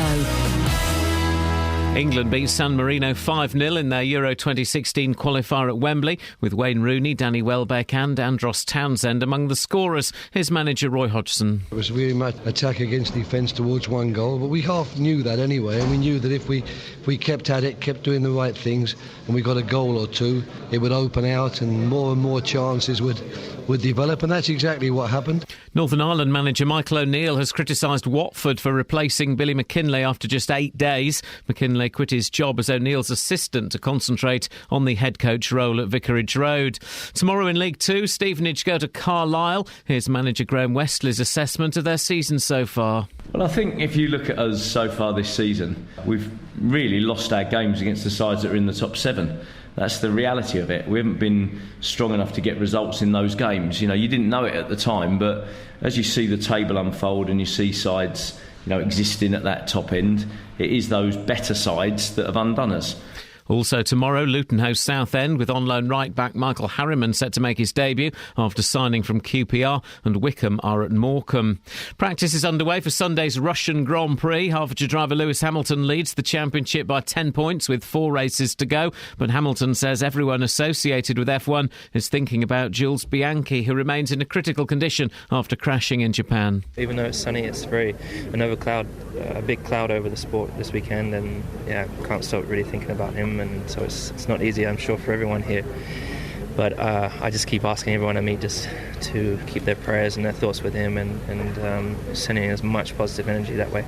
BBC Three Counties News and Sport. The next full bulletin is at 8. Across beds, hearts and bucks. This is Iain Lee. BBC Three Counties Radio. I'm being swallowed by a boa constrictor. I'm being swallowed by a boa constrictor. I'm being swallowed by a boa constrictor, and I don't like it very much. Oh no, he swallowed my toe, he swallowed my toe. Oh gee, he's up to my knee, he's up to my knee. Oh fiddle, he's reached my middle, he's reached my middle. Oh heck, he's up to my neck, he's up to my neck. Oh dread, he's swallowed by... Who's been, sleeping in my bed? And they're still asleep in it! Who's been phoning up complaining about that song? No one phoned up. We got an anonymous text yesterday from, I'm going to call it, a pedant. Yes. Saying, if you'd been swallowed by a boa constrictor, you wouldn't make any noise because they would constrict you first. Oh, yeah, fair play, actually. That song is completely... Shel Silverstein, who wrote that, it's a shame he's dead. Can we dig him up and correct him? The rest of it's entirely accurate. They would start at the foot. Yep. Work their way up to the middle. But you would have been strangulated before. Snakes are weird, aren't they? Because do they poo? Yes, it looks like... So snakes have got an anus? Yes, it looks like a bird poo that they do. Where is their bum? In the tail bit. What, right at the tip of the tail? No, is the very, very tip of the tail their bum? No. And it comes out there? No, it's underneath. It's like a hole? Yeah. They don't have legs, do they, snakes? Well, actually, some probably do. They're lizards, aren't they? I get the two confused. They're reptiles. Right. So they don't... Have you ever seen an axolotl? No. They are amazing. Your boys will want one of those. Yeah? It's like a sort of frog come lizard. What? Yeah, come snake. What? With a furry headdress. What's it called? Axolotl. Are you thinking of Quetzalcoatl? You try and spell that. I'm always thinking of Quetzalcoatl. He's my favourite of the I like Pachacuti. Yeah. Because has anyone ever lifted up a snake just to make sure they haven't got tiny legs underneath? I did that once. I picked up a snake, but that's not why I did it. Did it have tiny legs underneath? No. Were you looking for them? Maybe it was a rare one. Oh. So how... what point when the human or the rabbit is inside the snake... Because you see the rabbit in there, right? Yeah. Rabbit-shaped sometimes. Yep. At what point does the rabbit go, I think I'm in a bit of trouble here. This is not good. And at what point does it die? Rabbits are pretty stressed out most of the time, though, aren't they? Oh, I hate my rabbit. Whoa. Seriously, I'm so... Do you want to get a snake, then? Tempting. Combat it. I think it's dead by the time it's swallowed. It takes quite a long time. No, it can't be dead by the time it's swallowed. Don't they get paralysed when they get... No, they don't venom. Oh. Who don't have venom? Your boa constrictor. Well, not just a boa constrictor now. They do bite you, though, to get purchase. All right, but not... Gosh. Like so. I've been there. I'm not talking about boa constrictors now. I'm just talking about your average snake. Joe Snake, he's eating a rabbit. At what point in the middle of the snake does the rabbit die? It's already died. How can it have Takes died? ages. Okay, so Died of boredom. What point does it die? It's not just in there alive, is it? They strangle. Looking around. Yeah, it is. They strangle it. They strangle You're it. talking of boa constrictors. I'm talking about average snake. I'm talking about Joe Snake. Does an average snake Joe eat Snake a will. rabbit? Joe Snake will give it a bit of poison. Well, Alice, what did you just say? Does an average snake eat a rabbit? Of course it eats rabbits. It's a snake. Okay. Sometimes they eat something so big they have to lie under a tree for about 3 days, and I've had dinners like that. Christmas Day. I've seen a snake burst. Oh, yes! Now you're talking. I'm sure I've seen it. When did you see that? YouTube. Oh, blimey! I know what we're doing after the show. We need to. Oh, hang on, we don't want live. Hang on, I realise we're having a little bit of heavy show, so we need some heavy. Hang on. Julie from Leighton Buzzard. My children love the boa constrictor song. Don't stop playing it, says Julie. Okay. What? That was the theme tune to our holiday while we were away. Boa constrictor. Boa constrictor. Mm-hmm. Yep. Chunky Monkey in our house. I've listened to that so many times. Isn't it a great song? Chunky Monkeylicious. Do you want to hear another text? Oh, yeah, why not? I went for a meal, not me. Mark in Bedford. I've never been for a meal. What was it like? It was like dinner, but someone else cooks it. My wife doesn't know how to order in restaurants. Really? This is another thing for the list, not that list, this list. She doesn't know how to order in restaurants. So when you order, right, OK, I'm the waiter. Right, you two are having a weird evening out. I don't know what you're doing. I've not been invited. It's awkward that I'm the waiter because I've caught you. Yeah, we're preparing for the tribunal. Good evening, ladies. He won't leave us alone. No oil with my salad, thanks. Would you like to order your food? Where are you from? I come to the young lady first. Let me speak to your mother. It's you, Kath. Well, firstly, you're not getting a tip. Can you hear me? Would you like me to speak it up a bit? OK. Oh, well, I'll... Is it hard for you to hear? Is it hard? I'll start with the prawn cocktail. Why not? It's the 1970s. And then I'll go for the pesto chicken, even though it reacts quite badly with me. And then we'll talk about pudding when I finish. Boom. And that's how... And to the beautiful young daughter with you, what would you like to be having for your meal? I'll go for... I'm pretending to hold a menu. I don't know why. And a towel. Yes. I'll have some breadsticks. Yes. And then I'll have some... I don't have a pizza. Don't waste too much time because it is not a real restaurant. There's I no don't want to food. get it wrong, though. Right, I tell you what. Now, this is what you've done it right. You've ordered correctly. You follow basic restaurant etiquette. My wife, right? So the fella will come over. I won't do the accent I was going to do. But we're in a Chinese restaurant. OK. Which we were the other day. And the fella comes over and says, hello, would you like to order? Yes, we would. We're hungry. OK, fine. I say, would you like to order first? Yeah, OK. She looks at the menu. I'll have... for starter, I'm going to have the... chicken balls. I'll have chicken balls. And she looks at me. I said, what? Oh, does she think you're doing it sort of Richard and Judy style? Yeah. Where you say one line, she says the next. What are you going to have? I said, well, you've not finished ordering. Yeah, well, you order your starter, then I'll order my... No, who has ever... So she wants to order chicken balls, then she wants me to order the barbecue ribs for starters, and then she wants to order a main... Every time I have to say, you order your meal, then I order my meal in its entirety. You do realise this is all your fault, so you're getting all aerated, and actually you're the one to blame. Why? You need to take her out more. Oh, for goodness sakes. Dave's in Luton. Anyway, I didn't finish that text. Oh, sorry, Dave. You got to finish the text. Mark in Bedford went for a meal, OK, which started that particular sketch. Yeah. On the next table, both children were eating their meals whilst watching programmes on individual tablets, both children wearing headphones. It was very difficult for me not to put the parents right, says Mark. That is crazy. You might as well just leave them home alone. I wasn't listening, but thanks. They weren't either. Dave! Good morning, boss. Good morning, my love. Thank you so much for last night. What have you got for us this morning? Claire Baldwin. I think I may have left a sock at yours. What are you talking about? You left a sock at mine. I'll come back and get it later. Just leave the key under the mat. What did you want to talk about, David? Claire Baldwin. Hello? Yeah, is that Mike Baldwin's daughter? I don't know. I don't know. You ask her. I don't know who Claire Baldwin is. No, well, you do. I don't.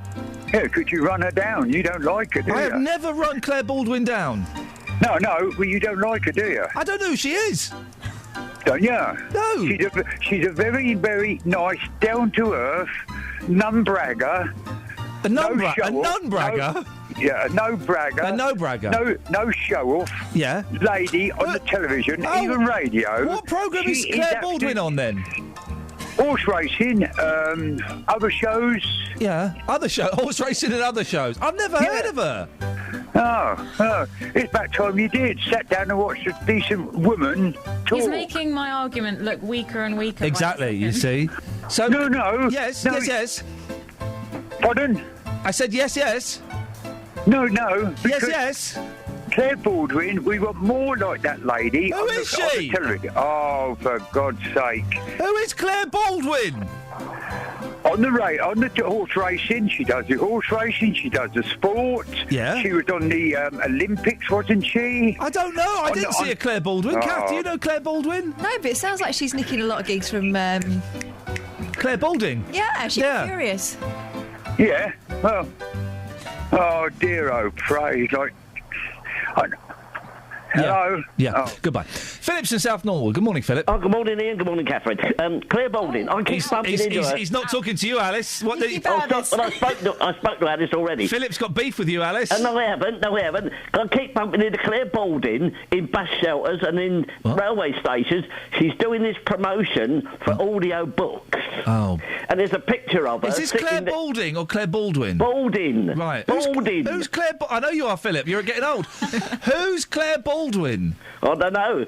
Don't she work down my local fish shop, I think? No, that sounds nice, though. It does sound absolutely delightful. I keep worried that one of these days I'm going to be sitting down, listening to an audio book and turn around and Claire's there. Oh, blimey. So and also, you're talking about grass cutting. It could happen, yes. Well, we've got a big green down the end of the road. Sometimes... Are you being chased while you're talking to me, Philip? I beg your pardon? Are you being chased by, like, a dog or the police or something? Because you're really out of breath. Oh, no. I just, I do apologise. It's all the talk of Claire Baldwin. No, sometimes they will cut the whole grass. The police? No, the grass cutters from the council. That'll be it. Sometimes they cut the whole grass. Yes. Sometimes they will cut just round the edges. Oh. And sometimes they will cut it in, round the trees. Oh, now, I've never been there when they're doing it to ask them why they only do certain things at certain times. We got a gardener where I am. Yes. And he cuts the grass every week. Oh. Yeah. You're not allowed to cut council grass. I don't know. I've got a pair of shears. I might go up there. No, you're not. Are your shears rusty? I don't know. Funny enough, I hadn't seen them for a while. I've got to perhaps have to oil them. Rusty. They'll be rusty. All shears are rusty. No. Yes. I mean, not if you look after them. Well, you haven't seen yours for ages, so yours are very neglected. I don't know. I will have a look as soon as I've come off air. Thank you. I'll go under the stairs and have a look. You keep your shears under the stairs? Yes. I've got my trowel. I've got me gardening gloves. Oh, I hate gardening gloves. I think you should wear them because you can catch. I mean, you can catch things, out in the garden. I like wearing them. I don't like putting them on. What colour ones you got? Well, muddy. No, you got blue, pink, red. Pink. Blue. I've got two pairs. Oh. I've got two pairs. I've got some for rose handling. Oh, yeah, you need them for those because of the old prickles. Rose Wrangler. I used to sell roses when I was starting work. I used to go with a girl called Rose Wrangler. Oh, Rose Wrangler? Yeah, no, I didn't. I used to sell roses when I started work. I'm going to say goodbye. Why? Were you a rose seller? No, I worked in a hardware shop. There we go, ladies and gentlemen. I used to sell roses when I started work. I worked in a hardware shop.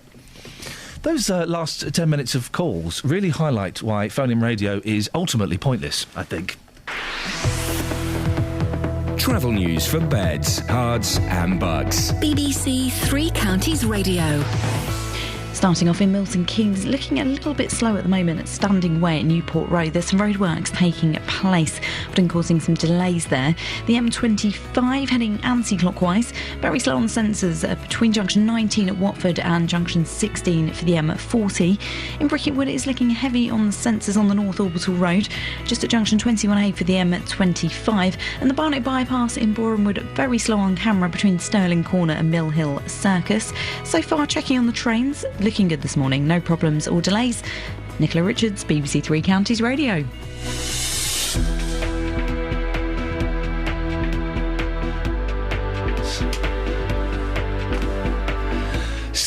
We can all breathe a sigh of relief as our hearts return to their normal position. 7:45, it's Friday, the 10th of October. I'm Iain Lee. These are your headlines on BBC Three Counties Radio. UKIP won the Clacton by-election, giving them their first elected MP. Conservative chairman and Welwyn Hatfield MP Grant Shapps says votes for UKIP will help Ed Miliband become Prime Minister.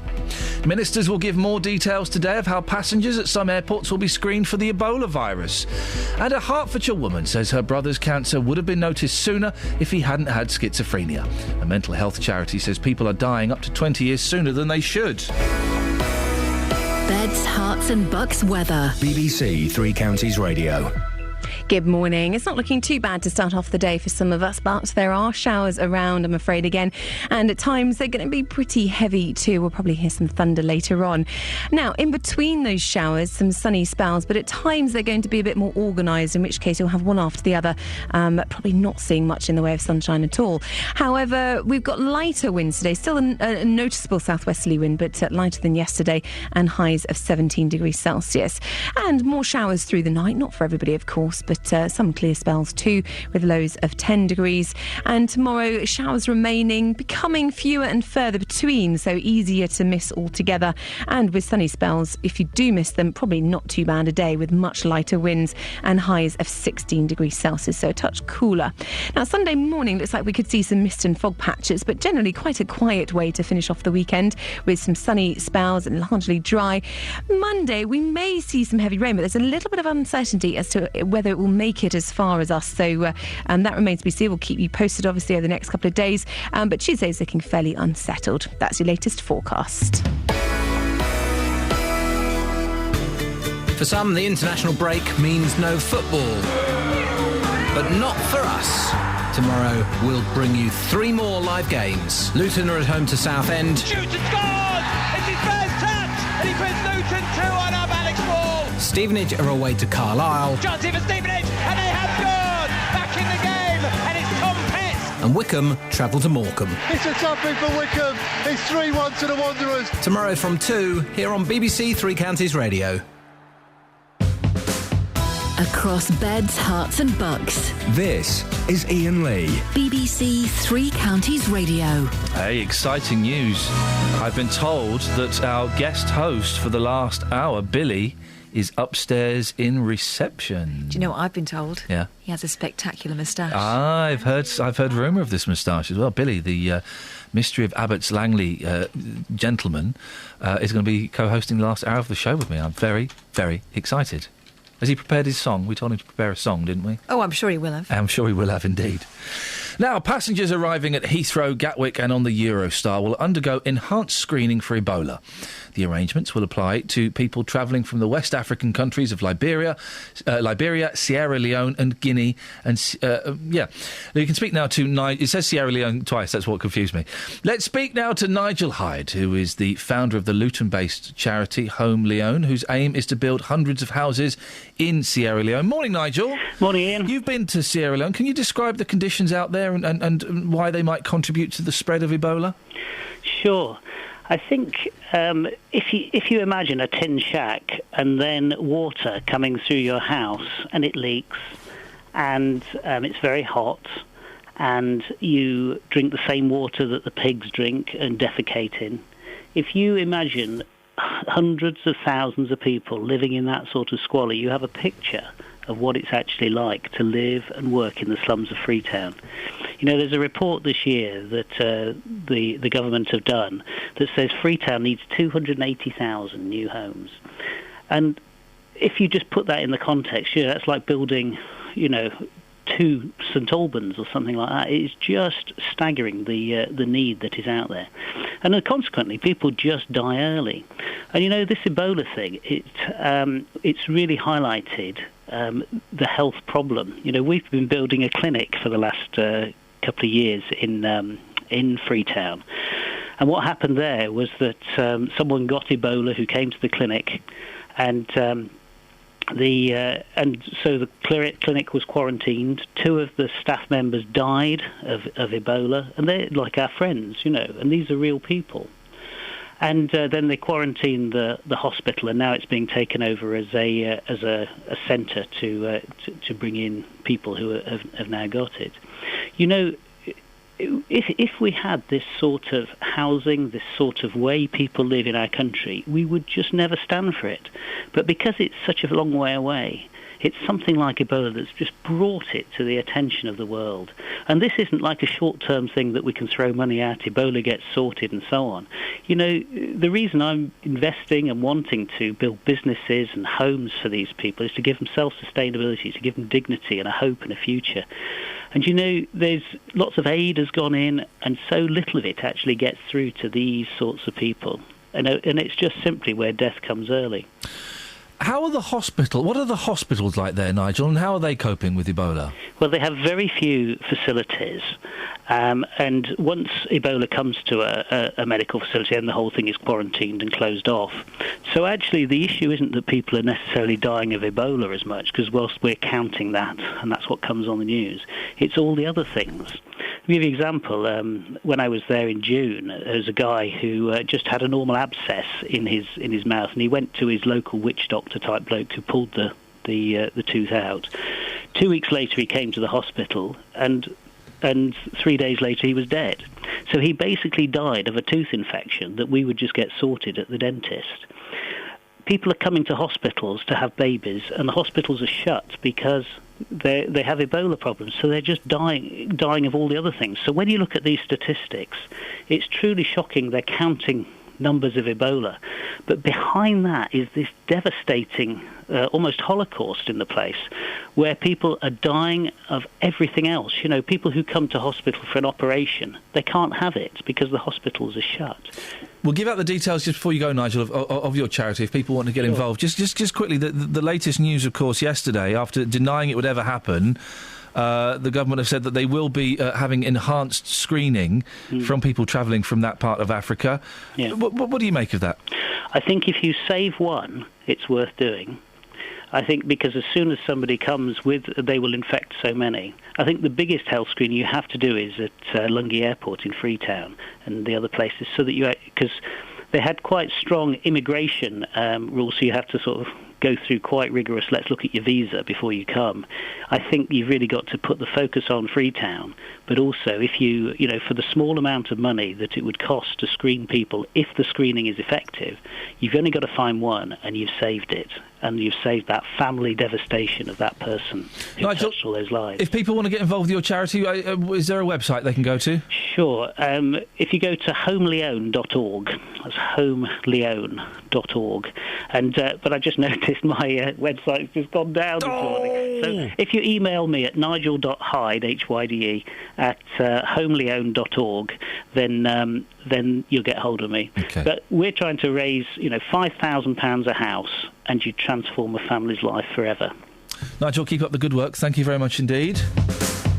Across beds, hearts and bucks. This is Iain Lee. BBC Three Counties Radio. Here's something.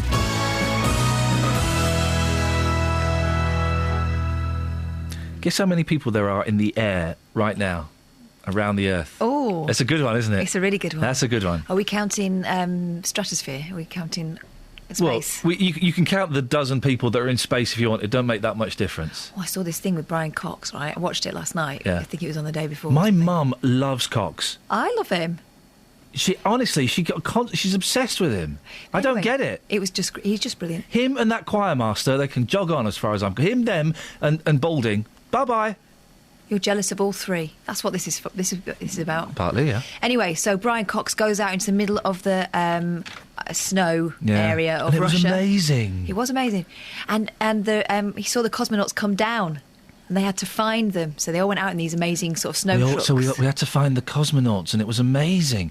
And we all went out in these snow trucks, and we were looking for the bodies of the cosmonauts. No, not bodies. We found the capsule, and we followed a great big skid across the snow. Skid marks. And the smell of burning that exo thing that they put on the smell of the burning exo thing tiles, they put on the tiles that they put on so that they could get back in through the atmosphere without burning. And it was amazing. And there was parachutes. I always find that quite funny. So how many people are in the air? 2, and they were shattered. How many? All right, take those 2 They had off. to get them out on stretchers. Oh, for goodness sakes! How many people are in the air right now? Oh, it's a good one. Hang this. on. 1, 2, 3, 4. That's going to really take a long time. Alice, you have a little guess. Hang on, I'm not... give me a chance. I guess 20,000. 12,000. You suckers. 1 million No. people. Between 800,000 and 1 million people are in the air right now on the aeroplane. It's a big aeroplane. No, they're on different aeroplanes. Between 800,000 and 1... Isn't that amazing? Yeah. 800,000 and 1 million people are in the air right now on the aeroplane. Almost as amazing as Claire Balding. Which, by the way, brings me to a text we have. Okay, yes. Ian, Claire Baldwin works with us. This is who Dave was banging on about. This is the mysterious Claire Baldwin. Maffin Hanslope says, Claire Baldwin works with us. Better not be watching horse racing all day. As for the Balding argument, well, she's no Kirsty Gallagher or Hayley McQueen, and they're both from a fine sport background too. Who's Kirsty Gallagher? Best wishes on my sister's wedding today. My sister's already married. My sister's married too, mate. We've got to stop this. Who's Kirsty Gallagher? She is... No, she's not. What? Go on, who's Kirsty Gallagher? Gallagher. Thank you very much indeed. Gallagher. Gallagher. Yeah, Kirsty Gallagher. Not Gallagher. You're thinking of Sir Galahad. Oh, not him again. And his wife, Kirsty. Kirsty Galahad. 08459 455 555. I'm coming out with the facts today, aren't I? You are. You don't tell no lies. Mark's in Stevenage. Mark, you want to talk about cocks? Yeah, I just heard you say your mum loves cocks. Thank you very much indeed. 08459 455 555. She loves Brian Cox. Does he also like Brian Cox? Do you like Brian as well, Mark? Good. I don't know who you're referring to. Oh, Thank you very much indeed. Now, Alice, it's been 5 days. That's 1 point against. It wouldn't have happened under Kelly's watch. I miss Kelly. It's so sad what happened to her. It's normally Kelly doing those phone calls. Oh, it's so sad. What has happened? Oh, I've not asked. Why is Kelly not here this week? Magaluf. Oh, you're having a laugh. No, she is. Probably find it on a YouTube video somewhere on the Sun's website. She's won a free bottle of bubbly. Wasn't free. There was a price she had to pay, but boy, well, that price is certainly one worth paying for free bubbly. It's not champagne. No, but it's bubbly. It's blooming Sprite. Cemetery will stack coffins 4 deep. Now, I think this is genius. Coffins should be stacked 4 deep to save space in an overcrowded cemetery. The system to lay caskets on top of each other in a grave is being considered by the parish council in Banwell, Somerset. Bagsy going in with someone famous. Bagsy, I go on top. I'll have the top bunk. If you go in with someone famous, they'll look after it. So I don't mind. I don't think with Shakespeare. What are we still getting buried for? I know. It's a bit. It's an old. I didn't think you could get buried anymore. It's literally a waste of space. That's Catherine Ball's opinion on the dead. What would you like to say? 08459 455. Whoa, that's not what I said. I think it is. 08459 455 555. Dead are a waste of space. Unbelievable. Cards and bugs. BBC Three Counties Radio. Starting off on the M1 at Luton Spur, building a bit between junction 10A for the Kidneywood roundabout and junction 10 for Luton Airport Spur Road due to those major roadworks that are continuing there. It is queuing at the moment on the North Orbital Road just at junction 21A for the M25. The M25 itself on the sensors very slow heading anti-clockwise between junction 19 at Watford and junction 16 for the M40. In Watford, very heavy on the Lower High Street just at Eastbury Road on the sensors, and taking a look at Boreham Wood, the Barnet bypass, very heavy on camera between Stirling Corner and Mill Hill Circus. Nicola Richards, BBC Three Counties Radio. Thank you, Nicola. Scott's asked us, do people on trees count as being in the air? Yes. He's then asked, do people on buses count as being in the air? No. What? Top deck? They don't. Well, all right. People on the top deck, on the smokers' lounge, yes, they count. Okay. Local and vocal across beds, hearts and bucks. This is BBC Three Counties Radio.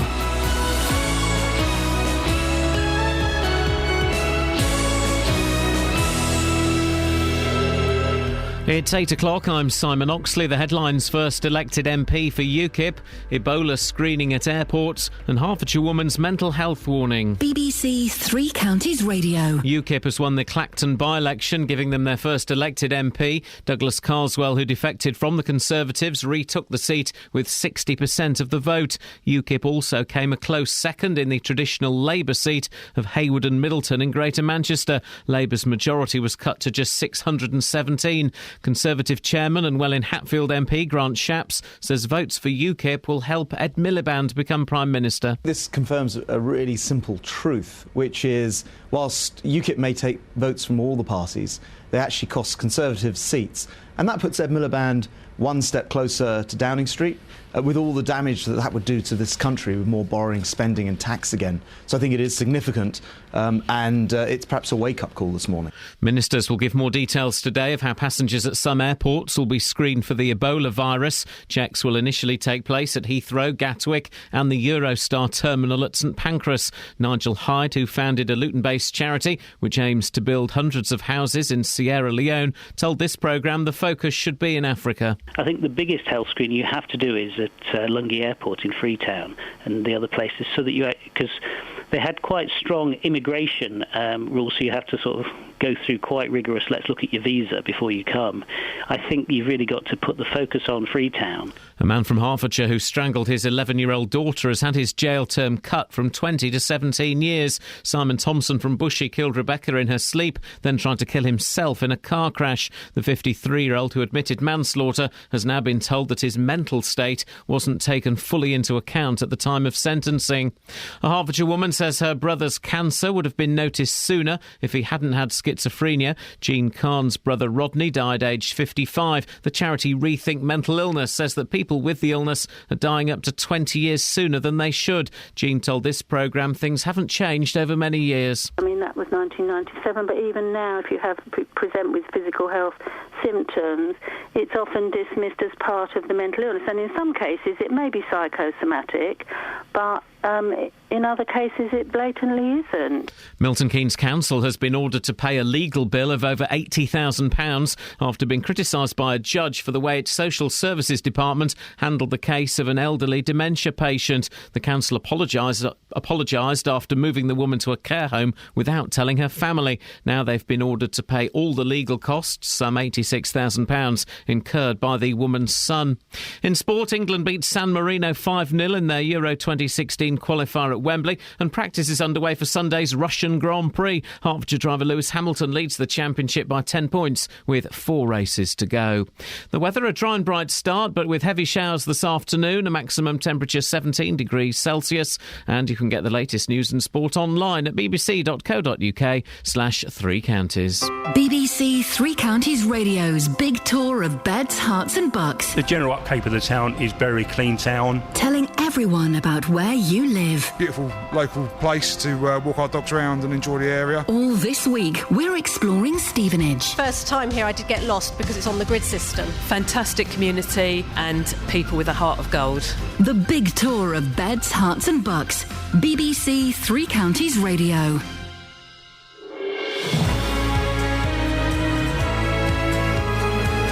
Morning, dear listener. This is Iain Lee, BBC Three Counties Radio. Stop everything, because I think we've discovered a new talent of British radio, Catherine. We certainly have. Oh, I've seen some of the... He's brought in props and bits and pieces. Has he? And I've seen some of the stuff he's got. Ladies and gentlemen, we'll be joined he's just settling himself down by Mr. Billy Crush. The revealer of the Abbots Langley Fire Brigade mystery. Did you know he was in a band? No. Oh, yes, he was. And he's brought pictures. We're going to talk about that in a bit. 084. If you've got a question for Billy, 084. You don't mind talking to the listeners, do you, Billy? If they want to call in. Oh, beautiful. 08459 455 555. Across beds, hearts and bucks. This is BBC Three Counties Radio. I'm going to have a chat. I've got a guest coming up, Billy, in a second, so I'm going to turn my back on you. Don't think I'm rude. No. If you want to listen, you can put your headphones on. But I've seen you... Have I got to put them on when you're doing it or not? Well, we're doing it now. Yes. We're on the radio now. Yes. But I'm going to talk to Charles Walker MP in a second, so if you want to listen to that, you'd need the headphones on. If you don't want to listen to it, we don't have to. So, you're not bothered. But I see you've brought some props with you. Yeah. What you got? Well, that was the horn that I used to this write-up that I'm doing here, you know. He's brought his horn in. Here comes Billy. Billy, stay there. You get yourself comfortable. I'll have a little chat with Charles and I'll be with you in a second. Is that all right, boss? Thank you very much indeed. This will be fun, won't it, Catherine? It's going to be lots of fun. Looking forward to this. 08459 455 555 if you want to have a chat with Billy. Now, a Hertfordshire woman is calling for radical improvements when it comes to mental health care. We've been speaking to Jean Carr. She believes that carers missed her brother's cancer symptoms because he was schizophrenic. Well, this was back in the 90s, but she fears that little has changed, which is why she's backing the charity Rethinks Calls for Action. Joining me now is the Conservative MP for Broxbourne, Charles Walker. Morning, Charles. Good morning. Now, mental health has affected you, hasn't it? I was surprised to hear. What's happened?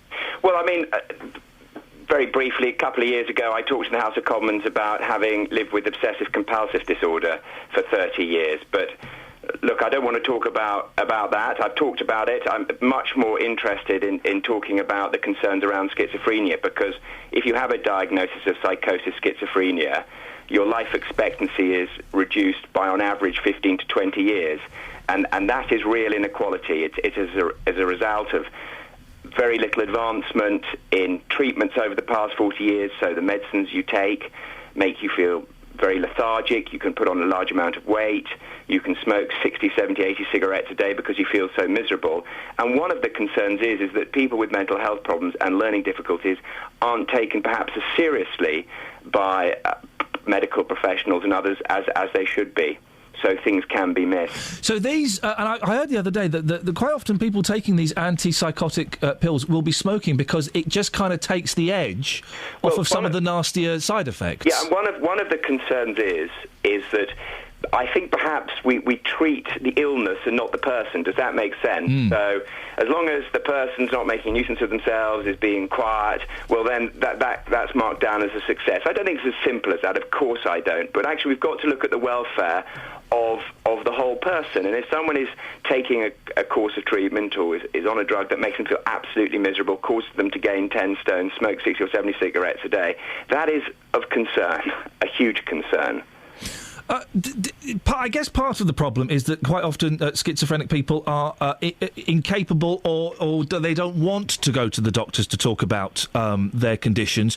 But also the problem we're unveiling today is that often their carers and their doctors don't take them necessarily that serious. If they go and say, I've got a pain in my stomach, my throat's hurting, they kind of ignore that slightly. Look, can I just correct something? I mean, I don't mean to admonish you. The vast majority of people with psychosis, schizophrenia, are within our communities, they're our friends, they're our relatives, and they're people we love and care for, and we want the best for them, and they want the best for themselves as well. They want to feel well, they want significant periods between their condition perhaps getting on top of them. They want to be as much as possible cured. So I don't think that's a problem, but there are people who perhaps at the extreme end have trouble remembering to take their drugs or communicating. But you are, I think, right to identify the fact that there is evidence to suggest that people with schizophrenia psychosis are not taken perhaps as seriously as they should be by professionals in the medical sector, but perhaps in other sectors as well, and that needs to be addressed. What do you think of Nick Clegg's announcement this week to introduce waiting time targets for mental health treatment? Sound like a good idea? I think it's a very good idea, and we've got to make sure it happens. One of my concerns is that we have sort of NHS England that is responsible for delivering services across England. And what I don't want to see is politicians throw their hands in the air in a year or 2 years' time. Well, that was our intention, but NHS England are not allowing it to happen. We want you, Charles, as an MP, and your constituents to lobby NHS England. I mean, that's a load of nonsense. We as politicians set the course of direction, and we've got to make sure that this happens. And we need to be held to account for that. Charles, let's hope that we keep making progress. Thank you very much for your time. That's Conservative MP for Broxbourne, Charles Walker. Across beds, hearts and bucks. This is Iain Lee. BBC Three Counties Radio. Young man. Billy Crush. Did you know? So it's so nice to meet you, by the way. We've enjoyed. It's a pleasure to come here and see you. For those who, there may be some people going, well, hang on a second, who is this gent? Well, if you don't know, you'll recognise this. That is one of the mysteries of Abbots Langley Fire Brigade. And that's you. Oh, you didn't hear it, did you? Let me play it again so you can hear it. There we go. It's one of the mysteries of Abbots Langley Fire Brigade. That's you. Yes. And we kind of pounced on that as on this show, and you became a bit of a hero for us. That clip, we had people phoning in about that clip, asking who you were, asking what the mystery was, and we've established the mystery is a fire engine disappeared. That's quite correct. And we don't know where that's gone. No. To this very day. No. That's a bit weird, isn't it? Did someone nick it? Did you... Well... Did you nick it, Billy, and sell it on the black market? Because I bet you've had some adventures. When the Abbots Langley fire complex was disbanded, if you like, and our engine went back to its old housing across the road, the fire brigade then was called out on house bells. Right. What does house bells mean? Well, each fireman had a bell in his house. Oh, right. And from the main telephone, when a call came in. So they'd be at home having their supper, and then a little bell would ring in their house. And they'd go, blimey, we better get down to the fire brigade, quick, sharp. Because you had you were supposed to be at the station within 4 minutes. Yeah. Which. Fair enough, because all the firemen were in that area so in the village that they were able to do. And you were one of the firemen? Yes. Yeah. There's a picture of you there. Let's have a little look. See, no, oh, blimey, look, these are good, aren't they? Look, you brought in... I didn't realise that you brought in all these things. You're a writer as well, aren't you? You write a column. What do you write this column for? Well... my memories of all those years back, that so I've got my little column at the just inside the back page of a little magazine which is called the Abbots Langley Villager. Well, we'll go through some of those articles. You're aware that someone's written a song about you as well, aren't you? Oh, that was brilliant. Did you enjoy that? I've had so much people ringing me up at home saying that they like that. Well, the gentleman that wrote it's on the line. Do you want to say hello to Scott Balcony? Yes. Oh, put your headphones. Hello. You will need your headphones for this, Billy, so you can hear Scott. Go on. Go on. Hello, go on, Billy. Scott. Hello there. Hello, how you doing? I'm okay, thanks. Oh, good, mate. I'm a big fan of yours. Oh, well done. I heard the advert for the other show on BBC Three Counties where you said, and that was the mystery of Abbots Langley Fire Brigade. Oh, and your voice was so expressive, I was like, I have to find out what the mystery was. Have you ever had a song written about you before, Billy? Well, I no, not really. I've got plenty of songs that I in my dance band days that in fact I'll sing one of them later on. Oh, yes. Billy was in a band, Scott. Oh man, I'd love to write a song with Billy. Would you like to write a song with Scott? Oh dear, that'd be a great pleasure. We'll sort that out, Scott. We'll try and get something together. And maybe you just go into the studio with Iain and you can sing it, and I'll put it on and make it like a proper song. Well, shall we play your song, Scott? Bless you, yeah. All right, Scott. Thank you very much. Well, this is Thanks a lot. Thank you, Scott. This is like a big charity record. We're going to get two local musical talents to do a song together. Never did too well at school, but I learned all I need to know. Like how to change a tyre and clean myself from head to toe. But some knowledge has eluded me, and one puzzle still remains. What on earth is the mystery of Abbots Langley Fire Brigade? Did all the helmets go missing one day, or did a dog get stuck up a tree? Did a ghost one night go down their pole? Pray tell, because it's torturing me. Tell us the secret, let the cat out of the bag, because the puzzle still remains. What on earth is the mystery of Abbots Langley Fire, Abbots Langley Fire, Abbots Langley Fire Brigade?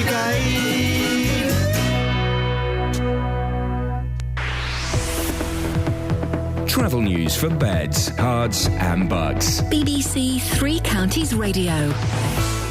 In Park Street, looking rather slow on the A414 at the moment at the Park Street roundabout. Very slow, the M25 heading anti-clockwise between 18 at Chorleywood and junction 16 for the M40. In Bricketwood, very slow moving at the moment on the North Orbital Road, just at junction 21A for the M25. And it's queuing on the A41 at the moment at Northwestern Avenue, just at the Dome roundabout. So far, checking on the trains, everything's looking good. No reported problems or delays. Nicola Richards, BBC Three Counties Radio. Thank you very much, Nicola. It's 8:16. It's Friday, the 10th of October. I'm Iain Lee. These are your headlines on BBC Three Counties Radio. UKIP won the Clacton by-election, giving them their first elected MP. Conservative chairman and Welwyn Hatfield MP Grant Shapps says votes for UKIP will help Ed Miliband become Prime Minister.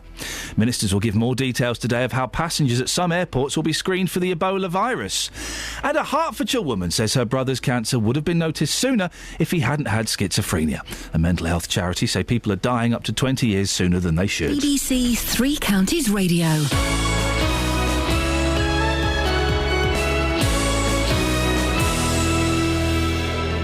Every weekday from 12, Nick Coffer brings you BBC Three Counties Radio. I've got some great interviews coming up. He was in the trenches in France and he was shot. We both look at each other in amazement and can't believe how far we've come with the company, and we love it. We love every day that we do the cakes. Nick Coffer. We're telling people, go out and find about your family story and come back and pay tribute to them in a way that is a living, breathing legacy. Got a strong local link, hasn't it? A strong local link. Amy Merritt, she's originally from New Zealand, now settled in Buckinghamshire. Nick Coffer. I think it could be brilliant. Weekdays from 12 on BBC Three Counties Radio. Morning, this is Iain Lee, BBC Three Counties Radio. Billy Crush is here. Good morning, Billy. Good morning. Do you listen to the radio station? And you can be honest.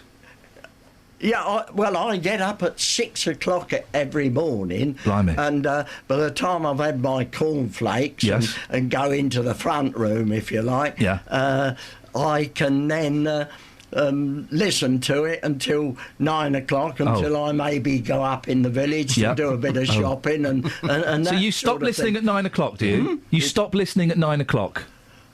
Yeah, and then intermittently, if you like, have I upset anybody? No, I'm on at 9, but you don't normally have the radio on when I start. You turn it off. Jonathan's on at 9 o'clock. I see. Oh dear, oh pray. You're not missing a lot, Billy, to be honest. No, most people do the same, Billy, to be honest with you. He's very good. I don't know why I bother, really. I might not switch it off. No, until 9:30 or 10 o'clock. He'll give you 30 minutes. I'm trying to get out Live of it on the now. edge, Billy. Live on the edge. Well, let's see what he's got in his show today. Yeah, you might like it. You might not. I don't know. What are you talking about, Jonathan? Coming up at 9 o'clock on my big phone-in. Billy, because at 9 o'clock I do a big phone-in. People call in and they tell me what they think about a subject of the day. Well, of course, today the big news is UKIP, isn't it? Oh yes, yeah. of course. Well, from 9 this morning, I'm asking the question, are you pleased or disappointed that UKIP now have an MP? Last night, Douglas Carswell won the by-election vote in Clacton to become the first elected UKIP MP. He told his UKIP supporters, there's nothing we cannot achieve. Mr Carswell won nearly 60% of the vote, announcing that the party should be for all of Britain and all Britons, first and second generation as much as every other. UKIP also came a very close second in the Haywood and Middleton by-election last night in the area of Greater Manchester. Well, from 9 this morning, I'm asking the question, are you pleased or disappointed that UKIP now have an MP? Are you pleased or disappointed, Billy? Well, at my age, it's not for me really to worry too much because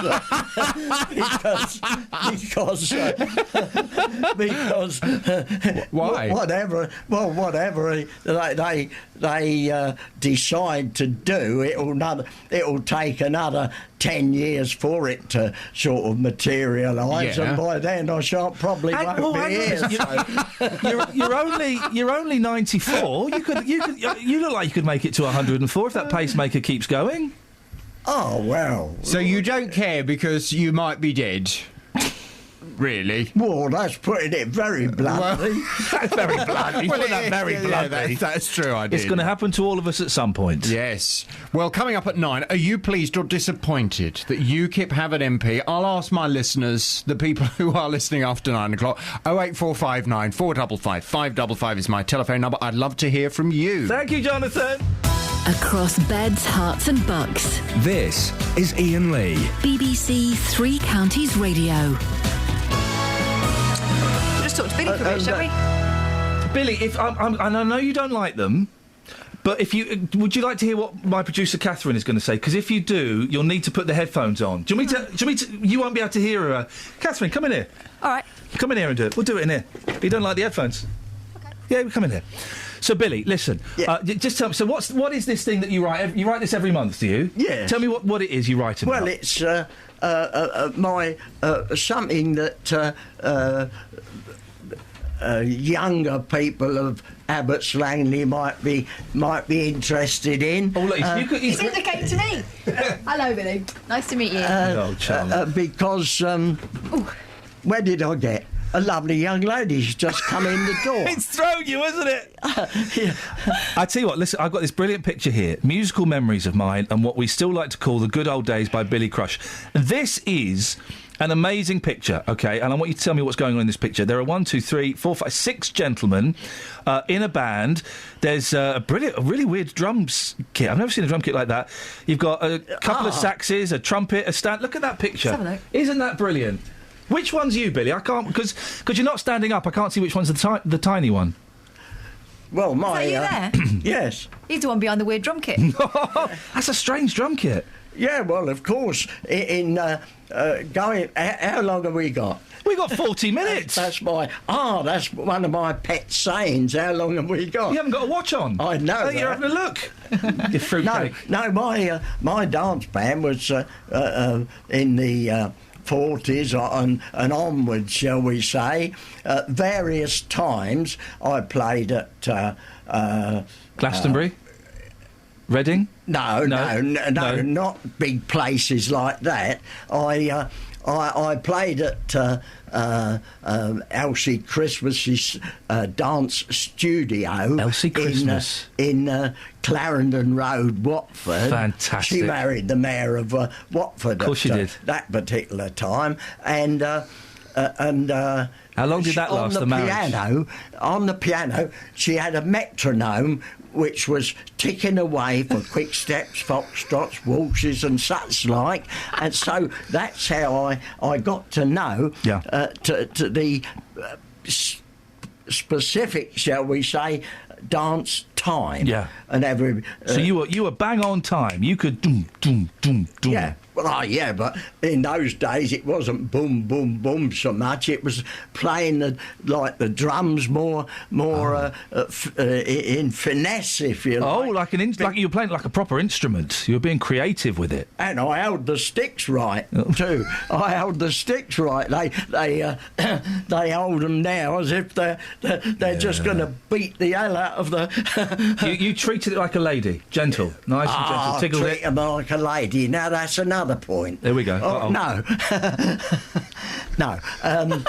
You made Catherine blush. No, I had lessons. The way you leaned forward. I had lessons from Maurice Berman of Geraldo's orchestra. Oh yeah. From the White Horse, the White House, I should say, Regent's Park, and in the boiler house. Yeah. And he was £1 an hour then. £1 an hour. Yeah. And that was a lot of money. That's a lot of money back then. But anyway, buy a house with that. He taught me how to play the drums. Do you still play the drums? Well, not now, no, of course. Why will you say of course not? Why not? Because you are 94. You are very... I was surprised to find out you're 94. You're very sprightly. You came in here with a spring in your step. You could still play the drums. Oh, yes. Well, one of my lovely friend of mine, who was my son's lady friend, if you like, she's got a pub Bury St Edmunds way somewhere, and she comes and sees me every now and again. And, of course, that... What am I saying? I don't know. Don't worry, do you know what? I think I've got a recording of you of the drums. Is this you, Billy? Hang on.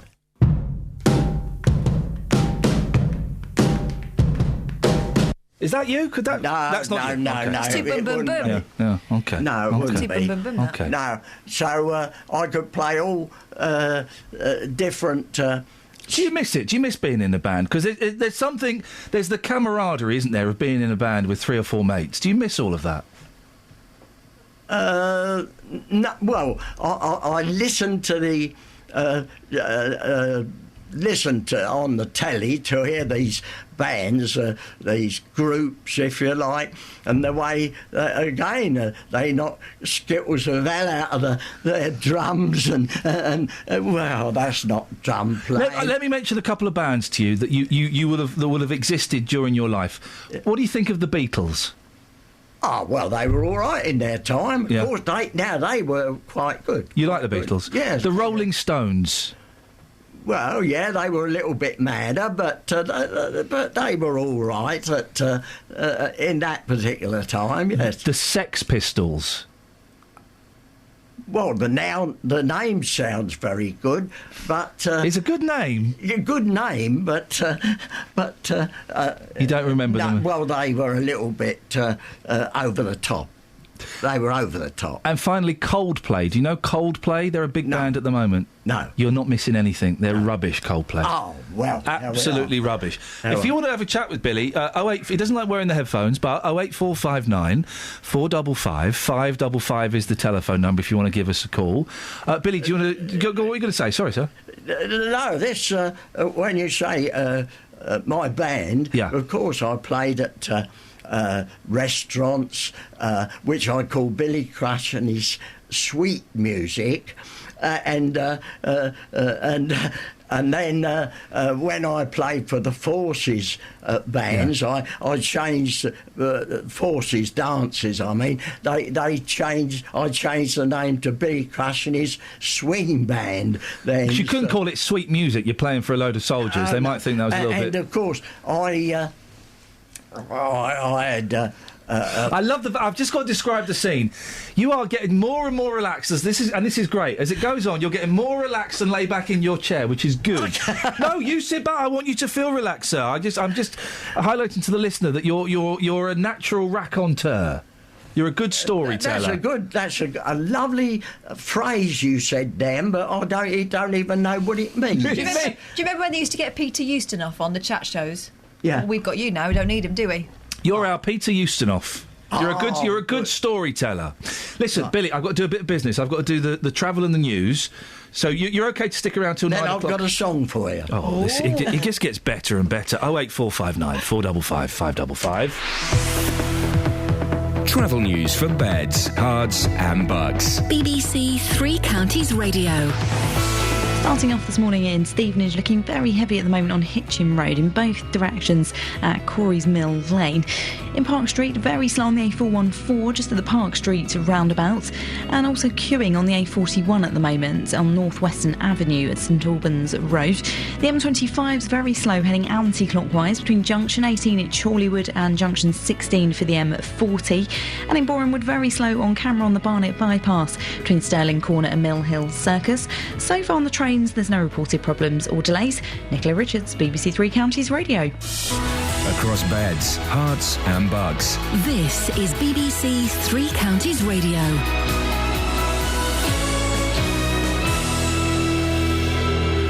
It's 8:30. I'm Simon Oxley. UKIP won the Clacton by-election, giving them their first elected MP. Conservative chairman and Welwyn Hatfield MP Grant Shapps says votes for UKIP will help Ed Miliband become Prime Minister. Ministers will give more details today of how passengers at some airports will be screened for the Ebola virus. Milton Keynes Council has been ordered to pay a legal bill of over £80,000 after being criticised by a judge for the way its social services department handled the case of an elderly dementia patient. And a Hertfordshire woman says her brother's cancer would have been noticed sooner if he hadn't had schizophrenia. A mental health charity says people are dying up to 20 years sooner than they should. Three Counties Sports. BBC Three Counties Radio. England beat San Marino 5-0 in their Euro 2016 qualifier at Wembley. Wayne Rooney's first-half penalty moved him to within 7 goals of Sir Bobby Charlton's all-time scoring record. It's not something really which is in my mind. Obviously, I've said before, it's there and it is reachable for me, but you know, I've always said it's this game and the upcoming games is about the team winning, and if I can get the goals to help me break that record, I'll be delighted and a proud man, but at the minute I'm focusing on the games. And England are away to Estonia on Sunday. Northern Ireland manager Michael O'Neill has criticised Watford for replacing Billy McKinlay after just 8 days. McKinlay quit his job as O'Neill's assistant to concentrate on the head coach role at Vicarage Road. Tomorrow in League Two, Luton hosts Southend with on-loan right-back Michael Harriman set to make his debut after signing from QPR. And manager John Still is getting better news from the treatment room. Fraser Frank's back in training. Yeah. Sean Whalley training full out. He come back and done a great job for a Saturday when he wasn't fit. Paul Benson, who played again the other night, has trained. Curtly Williams trained today. Paul Connolly trained a little bit of today. But they're all there or thereabouts now. Also tomorrow, Stevenage are at Carlisle, Wickham go to Morecambe. And first practice is coming to a close for Sunday's Russian Grand Prix. Hertfordshire driver Lewis Hamilton leads the championship by 10 points with 4 races to go. BBC Three Counties News and Sport. The next full bulletin is at 9. Call 08459 455 555. BBC Three Counties Radio. This is Iain Lee, BBC Three Counties Radio. We are joined by Billy Crush. Billy Crush, for those of you who don't know, is this? That is one of the mysteries of Abbots Langley Fire Brigade. And you write these brilliant articles. This is so good. I could talk about these all day. The Royal Albert Hall. He wants me to get closer. I'm not taking a picture. I've not got a camera. He was posing for a picture. I've not got a camera. He was just give me a squeeze. The Royal Albert Hall, front door, back door, Royal Box. It's been my pleasure, says Billy Crush. And this is you talking about, being the Pontin's head of entertainment? Yeah, 20 years entertainment manager for Fred Pontin at the various camps that he invited me or sent me to, I suppose. What was he like? What was he like, Fred Pontin? Well, tough character? Tough character, but he was very good to me. Yeah. Did he ever... Because he could lose his temper, couldn't he? He could get a little bit fiery. No, I never known him lose his temper, no. Right. But he was... everybody was frightened of him. Really? But he treated me right, and he treated my wife well, you know. Now, your wife was Gwen. Yes. There's a great... Listen to this paragraph, right? This just sums up a different world, OK, that we will never know again. We've danced many times, Gwen and I, at the Royal Opera House, Covent Garden, when it was a dance hall. I've paid £5 for a partner for a dance when Gwen got tired. That's right. There they were lined up, you see, and you just go and pick one, and they'd pay your money and go on the floor and quick step walk. Did Gwen not mind though? So Gwen would be tired. Did she not want you to go and sit down with her for a little bit and have a? I don't know. No, she was only too pleased. It was all. When I say all, very only too pleased, it was another experience. And what's this? I don't understand. I'm reading this. I don't understand. Maybe you can explain it. I'd made a model of a helicopter with a piece of cardboard on an old Hoover washing machine. Ah, yes. What was this? Oh, well, this is... I always had... whichever camp I went to, there was... I always had something to be remembered by. Yeah. And with cooperation from the chap on the switchboard there, if you like, I made a helicopter. I told the people over the tannoy that a very distinguished gentleman was coming this morning to lead the ramble, and he'd be coming by helicopter. Well, this helicopter was... We had, of course, a washing machine and got it going. So you faked the helicopter? Yes. With a Hoover? And a piece of cardboard. So over the airways came, hello, this I'm C for Charlie speaking here. C for Charlie. I'm having trouble with my destination. Can you help me over? And then one say, I'm here. Yes, we can hear you. Take a course along the seafront, and you'll eventually come see your area clearly marked on the tennis court. And he said, right, here I'm here, understood, coming in with your leader. And he goes, this.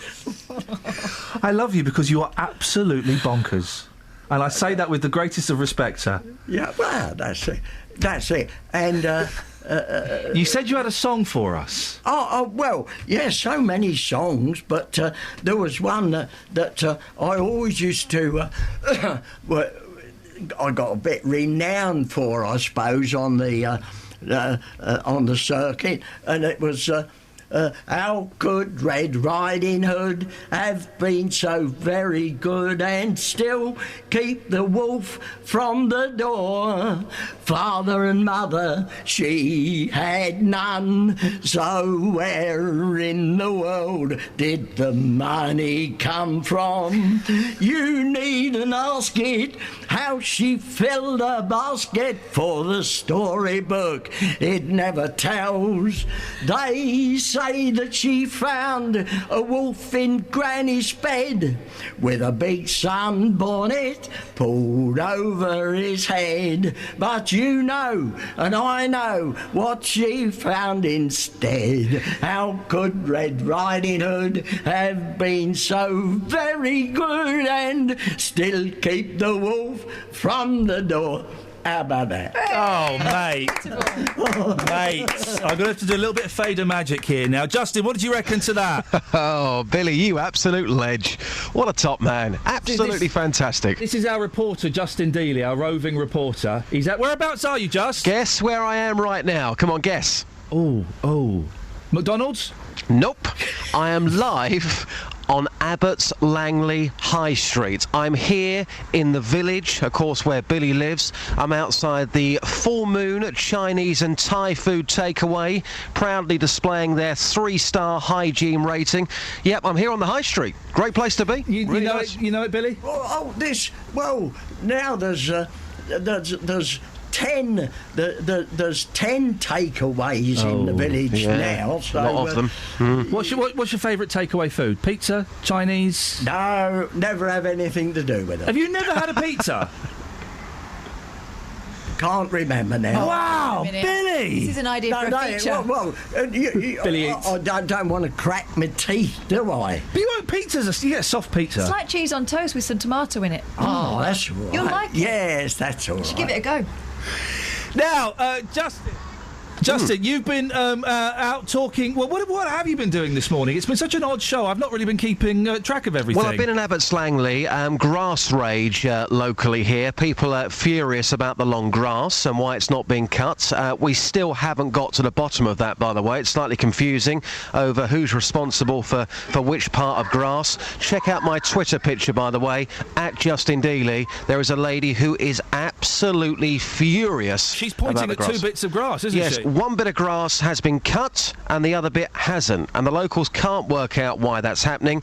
You've also been talking about Claire Balding, whether she's boring or brilliant. I've conducted my own research here in Abbots Langley. 30% say brilliant, 23% say boring, 47% other.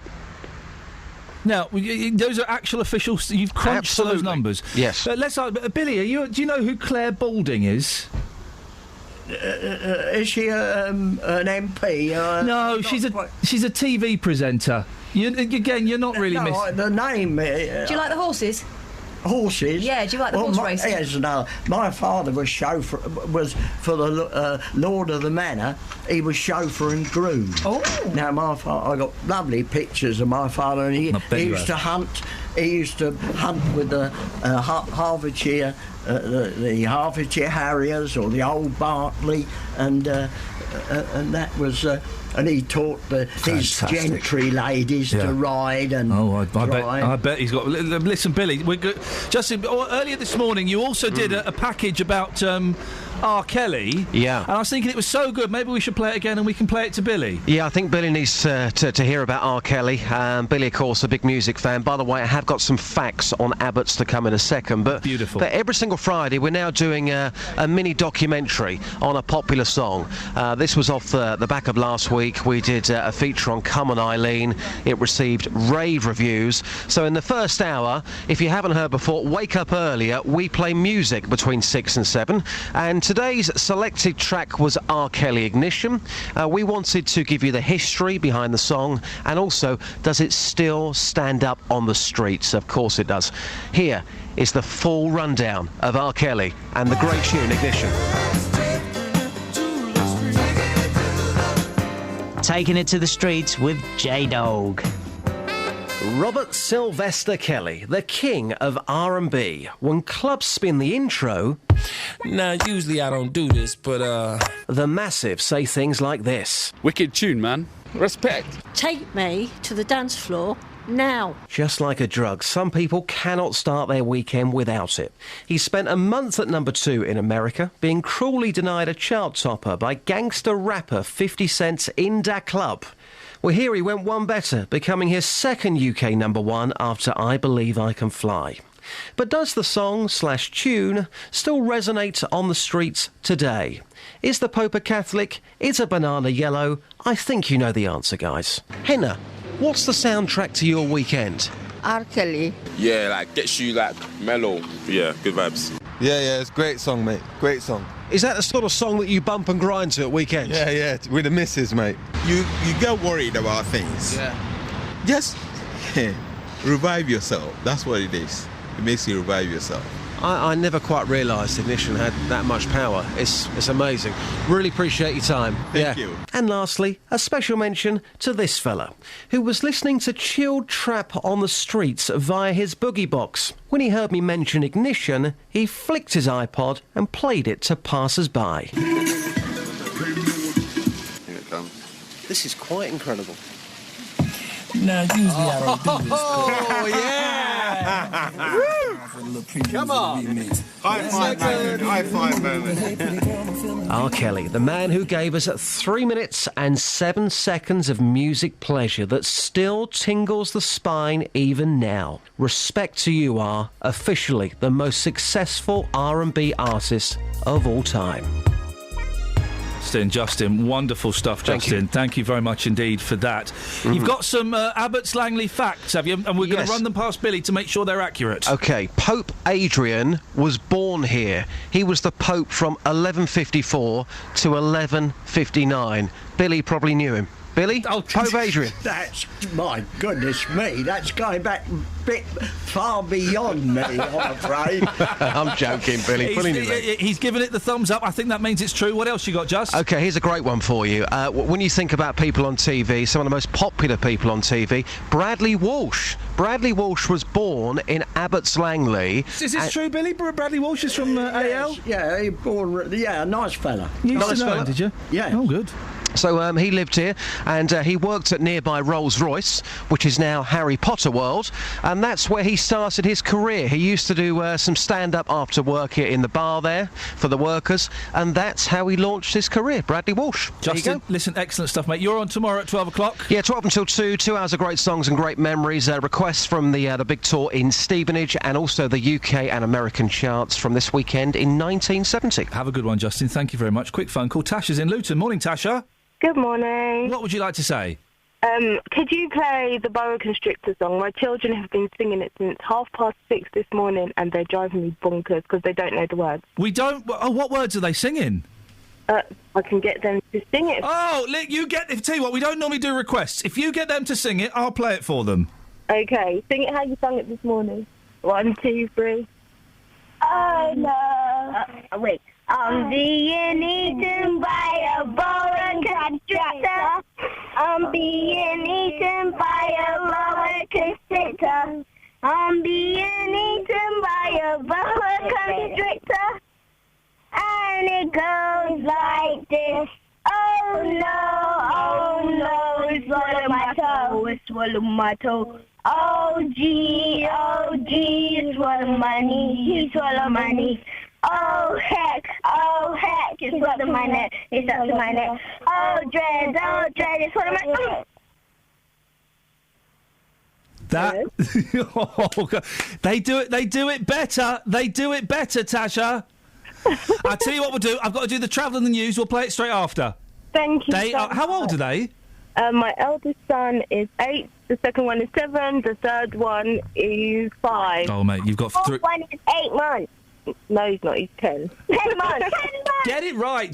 Tasha, you've got some brilliant kids. That was fantastic. Thank you. We'll play it after this. Travel news for beds, cards and bugs. BBC Three Counties Radio. Starting off in Stevenage this morning, looking very heavy moving on Hitchin Road at the moment in both directions, just around Corey's Mill Lane. The M1 a little slow at the moment between junction 10A for the Kidneywood roundabouts and junction 10 for Luton Airport Spur Road. The A414 is looking very slow at the Park Street roundabout at the moment, and the M25 heading clockwise looking very slow at junction 25 for Enfield on the sensors. So far on the trains, no reported problems or delays. Nicola Richards, BBC Three Counties Radio. Thank you very much. It's 8:46. It's Friday, the 10th of October. I'm Iain Lee. These are your headlines on BBC Three Counties Radio. UKIP won the Clacton by-election, giving them their first elected MP. Conservative chairman and Welwyn-Hatfield MP Grant Shapps says votes for UKIP will help Ed Miliband become Prime Minister. Ministers will give more details today of how passengers at some airports will be screened for the Ebola virus.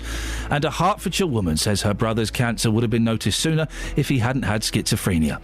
A mental health charity says people are dying up to 20 years sooner than they should. We'll have more from Billy after the weather.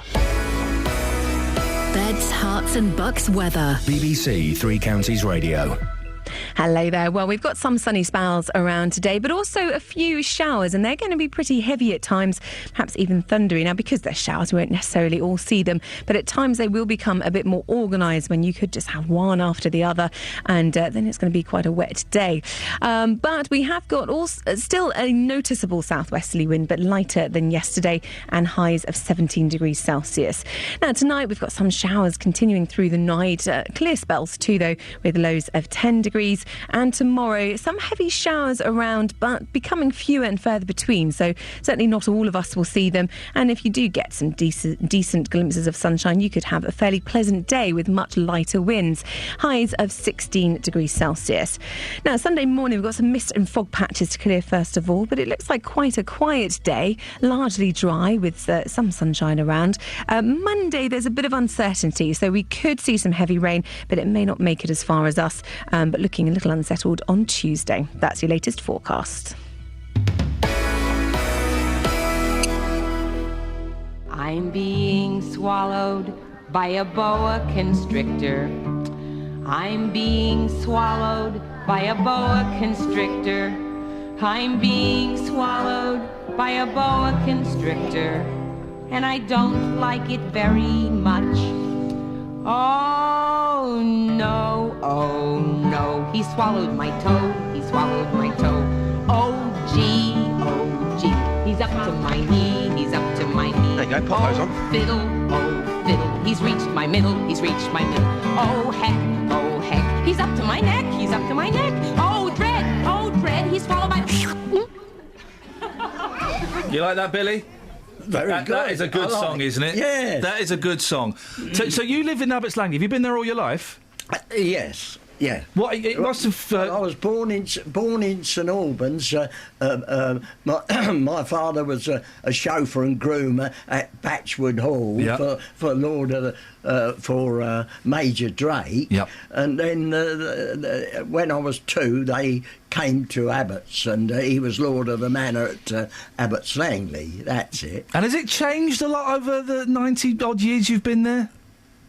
Well, there's council estates and the built lot of places that are built up now, and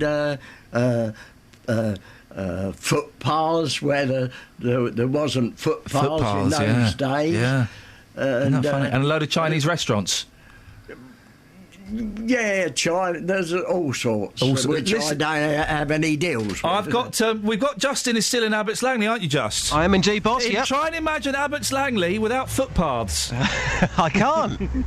Well, it used to be like that. Who are you with? I'm with Talk to Steve. I've got Steve here from one of the local shops. He came up to the car. He knows Billy. Billy's a legend here. Say hello to him. Go on. Hello, Billy. Hello there. It's Steve at Garson TV. Steve at the Garson TV? My friend, of course I knew your father. That's right. And I knew your grandfather. That's right. When your grandfather, he worked at Scammell's. He was a big noise at Scammell's, one of the departments. That's going back a few years, Billy. Is that true, Steve? Your granddad was a big noise at Scammell's? Apparently so. I think he was one of the engines, I think. What? Now, be honest, Steve. Yeah. What is Billy like? Is he a nuisance? Is he an irritation, or is he a pleasure to have around? You've summed it up there, I think. No, he's a genuine guy. He's a nice guy. He's a local guy. When he comes up the village, everyone talks to him. Everyone knows him. He's a local Abbots Langley legend, really, aren't you, Billy? Well, Abbots Langley legend? That sounds very good. I'd stick with that. I hope the check's in the post, Billy. More legends that Steve would remember, I suppose, from many years younger than him. But one of the legends of Abbots Langley Here we go. I'm ready. Was a gentleman, a lady. She was the local undertaker and embalmer. Oh, blimey. And her name was Mary Busby. Oh, I remember. I know Mary. Mary, she was well known in the village that if of course there wasn't many. It was just a compact village all those years ago, and if someone was ill in the village, Mary would go round with a bunch of grapes because the tape measure would be under her jacket, but the tale goes that, well, in fact, I knew the lady so well. She was a kind lady, really, and she used to look them up and down, and she didn't need a tape measure, really. Did she ever visit you with a tape measure, Billy? What was that, Steve? Did she ever visit Billy with a tape measure? That's not been very nice, is it? Go and give him a whack later on. Yeah. Steve, listen, he's sounding good on the radio, isn't he? Yeah, he's very good. Yeah, for 25, yeah. I think I may be out of a job. Steve, thank you very much indeed. Glenn's on the line. Morning, Glenn. Hi, Ian. Glenn, what would you like to say? I think Billy should get the band back together. The Billy Crush band. Well, I say this with the greatest respect. Are any other members of the Billy Crush band still around, or are they playing music upstairs now? Yeah. No, they've. They've. Well, I'm sure now. some of the listeners would like to participate. Billy, Glenn, I'm going to let you go because the line's not great. But Billy, if you had a drum kit in front of you, yes, could you still play it? Yes, but not the way they play it nowadays. I'm just thinking, supposing, and this is an idea that's coming out of my head that may be nonsense. Just supposing we were able to get a band together, yes, for you to play a couple of songs with, like swing music. Your kind of music. Yeah. Would you be up for having a go at that? Yes, of course. Would you? Yes. I don't want to bully you into something. No, because so much to say it's all bottling up inside. Yeah. We have to go on so many tracks. And let me talk to a few people. I can't promise anything, and if you change your mind, that's fine. But let's see if I can find a swing band. Maybe there's one listening now. 08459 455 555. I might be able to find a swing band that might let you sit in on a couple of numbers. Yes. Would you be up for that? Yes. No pressure. No. You go in there and you do what you want to do. Lovely. All right, we'll try and sort that out. We've only got about 5 minutes left. Oh, we've got another caller. Let's go to Steve's in St Albans. Morning, Stephen. Oh no, Stephen, where are you? Oh. He's okay. Well, any other stories you want to tell us, Billy? Still on the Abbots Langley. Yeah, go on. That gentleman, in Abbots Langley, in connection with Mary Busby, the local grave digger. He was another character. Yeah. In fact, I see his daughter in the village now, and she still sort of remembers me. Isn't it what I'm getting from this? And when we spoke to Steve, and you're talking about this fella's daughter, that it would appear a lot of people, they stay in Abbots Langley. Their families stay in Abbots Langley. Why do you think that is? Because often people they like the area. Yeah. They like it. Why have you stayed there so long? Well, because why have I stayed? Hey, that's a good question. Because there was nowhere else for me to go. Nowhere else would have you. No. But I get the feeling from you that you like it. You like being part of the community. And if you went somewhere else, somewhere bigger, you'd kind of be swallowed up a little bit. Do you know what I mean? Well, when I worked for Fred Ponting, or Sir Fred as he came later on, of course I'll say 20 years entertainments manager for him at his various camps. I worked in the 20 summer seasons all around the country. At the various camps, and I opened Kalamazoo for him, and also Prestatyn, the Grand Hotel Prestatyn, before it was burnt down. I bet you saw a few things at those holiday camps, didn't you? How long we got? You got 2 more minutes. No, that's lovely. But I must go back to must finish. Yeah, go on. Finish. Mary Busby. Yes. I did say it started off with, or I nearly finished with the gravedigger, and the gravedigger, of course, he was behind a tree when people were being put down, and the ceremony round the grave spot with his old sheepdog behind the tree, and as soon as they'd moved away from the grave, he was in with the shale and in as quick as he could in there, and he'd go round. There'd be a knock on the door, and cap in hand, and he'd say, "I've done a lovely job for you, sir. I'll put a few turfs round it. I'll look after it for you, sir." Yeah. And of course, you naturally put your exactly, and off up to the village, the boys' home, and he'd drink it away, and so the locals will say, "Oh, George he's done another one today." My maths is terrible. If you're 94 years old, you were born. Hang on, what year would you have been born in? I can't work it. 1920. Flippin' heck.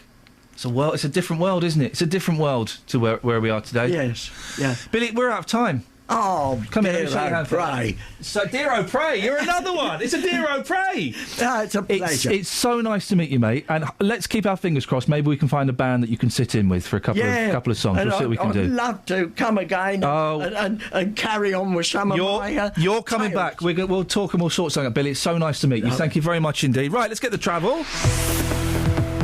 Travel news for beds, cards and bugs. BBC Three Counties Radio. Starting off on the A414, that's looking very heavy at the moment at the Park Street roundabout. The M25 heading clockwise, building a little at junction 25 for Enfield. There are some roadworks taking place there, causing some delays. Queuing on the North Orbital Road at the moment at junction 21A for the M25. And on camera, the Barnet Bypass rather slow heading southbound between Stirling Corner and Mill Hill Circus. Taking a look at the A40 London Road, that's looking rather heavy at the moment in both directions on camera. And checking on the trains, there is a bit of disruption at the moment on Great Northern between Hertford North and Bowes Park. This is all due to a signal failure there. Nicola Richards, BBC Three Counties Radio. Nicola, thank you very much indeed.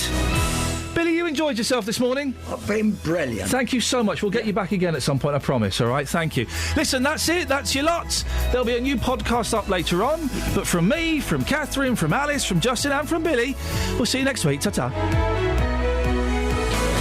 Local and vocal across beds, hearts and bucks. This is BBC Three Counties Radio. Thank you, Ian. Thank you, Billy. Good morning. Welcome to the JVS show. I'm Jonathan Vernon-Smith. It's Friday. It's 9 o'clock, and on the big phone-in today, are you pleased or disappointed that UKIP now has an MP? Last night, Douglas Carswell won the by-election vote in Clacton to become the first